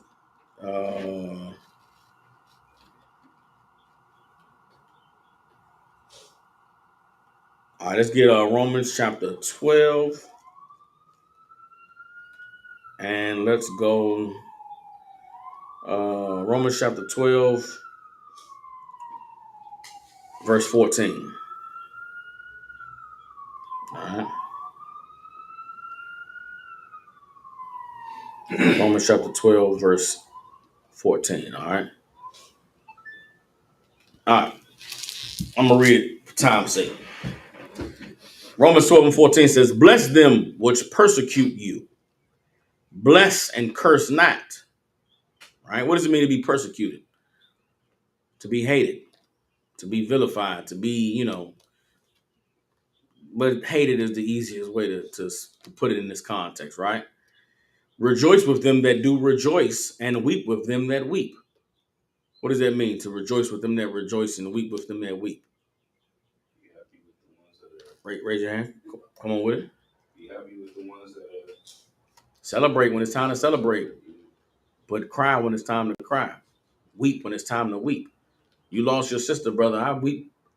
I weep with you for that. You understand? That's not a normal thing to have to deal with in life. It's not something that is anybody should have to just accept. We live in a society, we live in a culture where things happen and we feel powerless to do anything about it. Or in our minds, we tell ourselves, oh, there is something I can do about it. But then you go do something about it and now your life has gone away. Right? So there comes a time where in our powerlessness, what we need is for someone to weep with us. You understand? Keep reading. Verse 16, be of the same mind one toward another. What does that mean to be of the same mind one toward another? I'm going through what you go through. Your problems are my problems. My problems are your problems. We in this thing together. Everybody understands. Mind not high things, but condescend to men of low estate. What does it mean to mind not high things? Don't be so concerned about your bank account and how much money you're getting that you forget about the people who ain't got nothing. You're concerned. You're so preoccupied with all of these things that anybody ever heard the term first world problems? Yeah. My PlayStation broke. God, on the grand scale of life, your PlayStation breaking is like, come on now. People ain't got no goddamn electricity. The wintertime coming, they ain't got no heat. I play PlayStation. That's why I just use that as an example. You know what I'm saying? But don't mind high things. Condescend to men of low estate. Come down into the gutter with your people. Sink down in the mud with the people that's in the mud. Everybody understand what I'm saying? Be not wise in your own conceits. Verse 17, recompense to no man evil for evil. Provide things honest in the sight of all men. Recompense to no man evil for evil. Don't be petty. Don't be always on some get back. They did this to me, so I'm gonna do that to them. This isn't necessarily speaking on violence, but just there's a lot of petty stuff that goes on. Don't be petty. Everybody understands. Verse 18, if it be possible, as much as lieth in you, live peaceably with all men. I mean, I ask you, Pecan, the commanding general Yohana. We go on the streets and we teach that the white man is the devil. When I go to work and I say hi to my boss, who's a white man, hey, what's going on, John? How you doing? How's the family? How's the wife? Why? Because I'm at work. Doing the work of the Lord, and the white man being the devil is not a personal thing. It ain't, fuck you, white man at work. What kind of goofy shit is you on, brother? Don't do that. Everybody understands. It ain't a personal thing. It's as much as it's possible, live peaceably with all men. Everybody understands. Verse 19, dearly beloved, avenge not yourselves. Don't seek vengeance for yourself. Don't go out and avenge yourself, but rather give place unto wrath. For it is written, vengeance is mine, I will repay, saith the Lord. Now here's the heavy part. Therefore, if thine enemy hunger, feed him. If he thirst, give him drink. For in so doing thou shalt heap coals of fire on his head. Be not overcome of evil, but overcome evil with good. Everybody understands? If you have an enemy, feed your enemy. Give your enemy something to drink. Because if they remain your enemy after that, they got to deal with God. They got to deal with the Most High. And brother, there's nothing worse than falling into the hands of the living power. You become a man that stands with the Most High, anybody that is your enemy is his enemy. You ain't got to go kill your enemies or hurt your enemies. When we go out and we hand out these clothes, there's going to be some people that's not of our nation that want clothes. Then we're going to tell them, no, they can't get none. No, we're going to get them clothes too. Get them little white babies some clothes and some shoes and whatever they need because they hurting too. They in their kingdom, and guess what? They gonna be cold this winter too. So guess what? We're gonna clothe them. We're gonna feed. There's people out there that hate what we teach, hate what we say. Niggas that want to kill us for telling them they shouldn't be selling drugs and they shouldn't be out here having sex with each other's women and they shouldn't be treating our sisters like whores. Guess what? We're gonna get them clothes. We're gonna give them food. And if anybody hates us after that, let the Lord deal with them. You understand? You want to get the Lord on your side, but guess what? The Lord ain't on the side of no crab in the barrel lot. The Lord is only on the side of his people. And what makes us his people is not just the blood that flows through our veins, but us choosing to love him and not hate him. We love him by obeying him and doing what he said to do. Let me get that scripture next. All right, let's get so we read first. Did we finish First John? Yeah. Right? First John chapter 3, verse 4, one more time. Whosoever committeth sin transgresseth also the law, for sin is the transgression of the law. And ye know that he was manifested to take away our sins, and in him is no sin. What does it mean that Christ was, it's talking about Christ, and ye know that he was manifested, that he is Christ, was manifested to take away our sins, and in him is no sin. What does that mean? What does it mean Christ was manifested to take away our sins? AJ. I feel like that was his sole purpose. Like, he was perfect.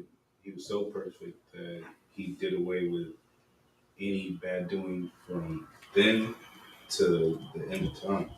Okay. But there's still bad going on, AJ. How is that the case? Anybody else? Maybe to be an example. How does being an example take away our sin? Showing people how to follow such commandments. Give him a hand. That's what it is.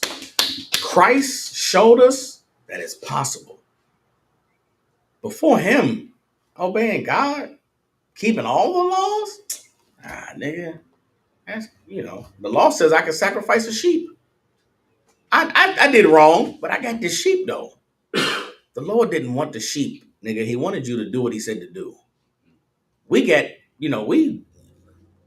I say this a lot for people that's new into the school. You got to remember the Bible is a black book. It's written by black people, right? Growing up in church and growing up not knowing the Bible, sometimes we can think of white people when we read these words, and it sort of detaches you from the reality of what you're reading. But when you understand that the Bible is black people, Hispanic people, Native Indian people, niggas always looking for a workaround. We always looking for like a shortcut. So when we got the laws from Moses, niggas was like, so if I take a nigga tooth, I gotta give a tooth. I give a tooth. When it was, nigga, don't take no teeth.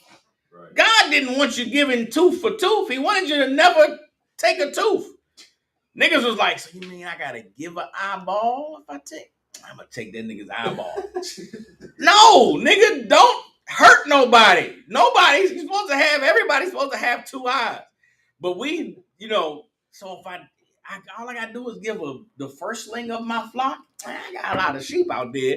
Go ahead and let me get a firstling. That ain't what God wanted from us, man. God wanted us to just not sin. He thought that by punishing us, we would be like, let me not sin. But instead, we was like, the sheep might be worth it. So we were never perfect, right? Perfect is not, I sinned and God forgive me, right? That's not perfection. Perfection is, I never sinned. It wasn't until Christ came and showed us that you could be perfect that we were able to conceptualize, we can be perfect. So Christ coming and he manifested living perfectly. He showed us how to do it. Then he commanded that we do it. So what did Christ's death do? Christ's death took away you killing sheep and rams and lambs. Now ain't no more sacrifices. He was the sacrifice. So now when you learn of Christ, what should you do? Because he was perfect and he died being perfect. When you learn about him, what should you do now? You should what? Emulate that. You should be him. Yeah. He died. He can't be here now. What should you do? Live for him. You understand? You should live for him, man. Do what he would do if he was here. Walk how he would walk. Talk how he would talk. Help do to the people what he would do to the people. If we can do that, then there's no sin in us. But without him, you can't. You cannot have sin if you don't have somebody to show you. That's why when he said, I am the way, the truth, and the life, no man gets to the Father but by me, that's what he meant. How else you going to figure out how to be perfect unless you follow the example somebody said? I'm setting the example. You want to get to the Father? You got to get to him how I got to him. How did Christ get to the Father? Living perfectly. Man, that part. Mm. You got to follow. You got to do what he did. You got to be who he was. That's what it means to receive Jesus in your life. Christians think receiving Jesus is, I believe Jesus is my Lord and Savior. That doesn't mean anything. Your words don't mean anything. Receiving Christ is you doing what he did. Learning of him and how he did it and then saying, okay, I'm going to commit myself to being like him. Guess what? Is it going to change overnight? Your life is just going to be perfect overnight? No, it's going to take you some time, man. It's some things you got to shake off. I've been on this earth for 38 years. When I came into the truth, I was 24. Well, over the 24 years, I established a lot of horrible habits, a lot of bad things. It took me time to transform myself. That's what grace is. Grace is a period of time it takes for you to change yourself, to become who the Lord called you to be.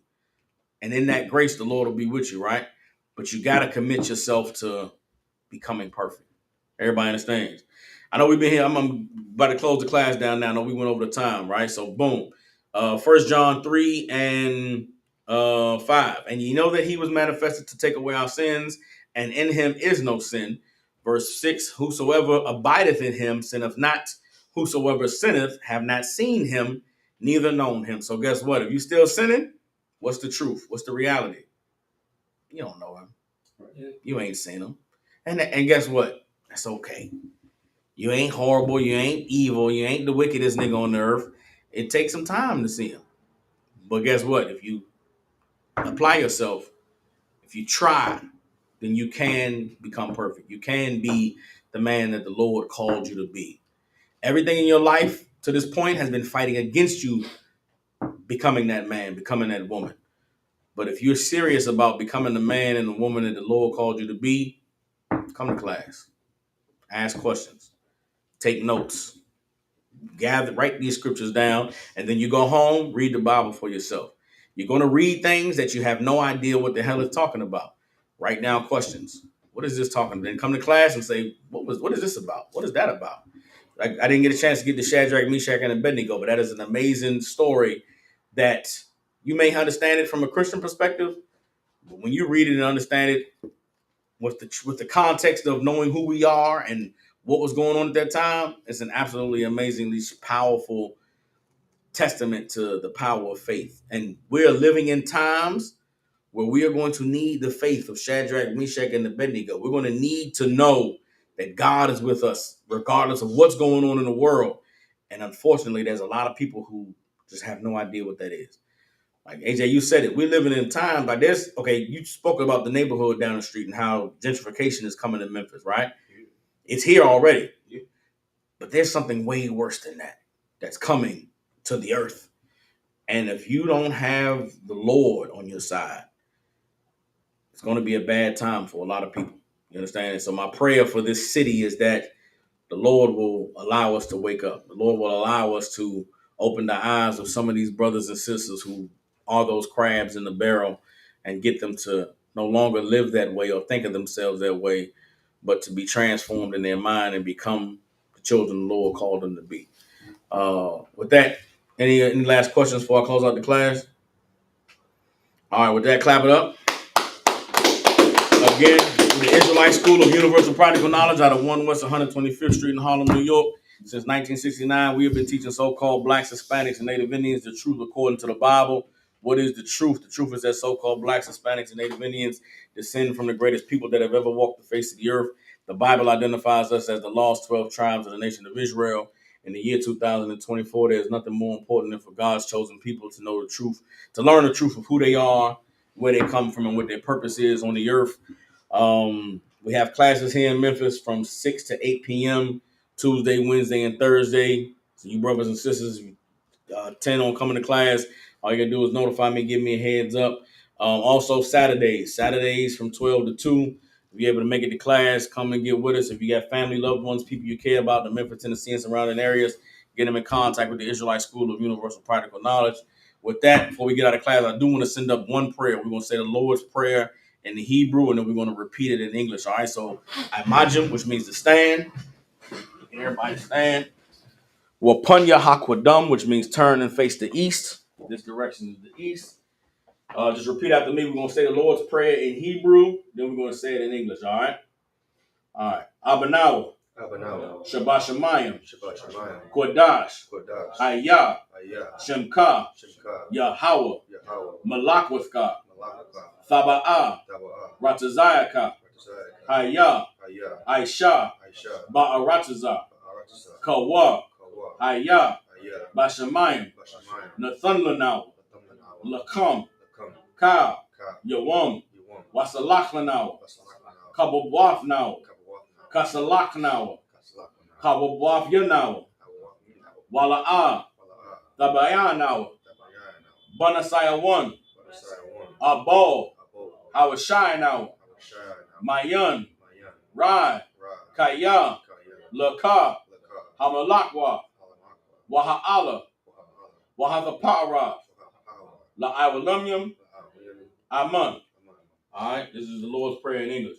Our Father, Our Father, which art in heaven, which art in heaven, hallowed be thy name. hallowed be thy name. Thy kingdom come, Thy kingdom come. thy will be done Thy will be done in earth in earth as it is in heaven. as it is in heaven. Give us this day Give us this day our daily bread, our daily bread, and forgive us our debts and forgive us our debts, as we forgive our debtors. as we forgive our debtors. And lead us not into temptation, And lead us not into temptation, but deliver us from evil. but deliver us from evil. For thine is the kingdom, For thine is the kingdom, and the power, and the power, and the glory, and the glory, forever. forever. So be it. So be it. All right, Sar, which means to turn. We're going to give one courtesy salute. So this is how we end the class, right? I'm going to call courtesy salute. I'm going to say, men of Israel, Imajim Shabbat. Imajim Shabbat means stand and rest, right? Imajim Shabbat looks like this. Hands behind the back, right leg goes out. So men of Israel, Imajim Shabbat. Not the sisters. It's okay. I'm gonna show you what the sisters do in a second. Men of Israel, Madim Shabbat, Imajim, which means to stand. Right hand over your chest. Repeat after me, Yahweh, Bahashim, Yahweh Shah, Barakatah. What that means is the Most High, in the name of Christ, bless you. All right, Yajamatah, which means hands down. Turn and face the sister. Men of Israel, Madim Shabbat, Imajim, Barak. Now, for the sisters, when we say Imajim Shabbat, sisters stand with their right hand over their left, feet at a 45 feet together, but at a 45-degree angle, and you just bow your head like this, and then the salute for the sisters is Yahweh, Shamar, Alathan, Bahashim, Yahweh Shah. And sis, you'll repeat Yahweh, Shamar, Alathan, Bahashim, Yahweh Shah. That means the Most High watch over you in the name of Christ. Yajamatah, hands down, class dismissed. All right. Most High Christ.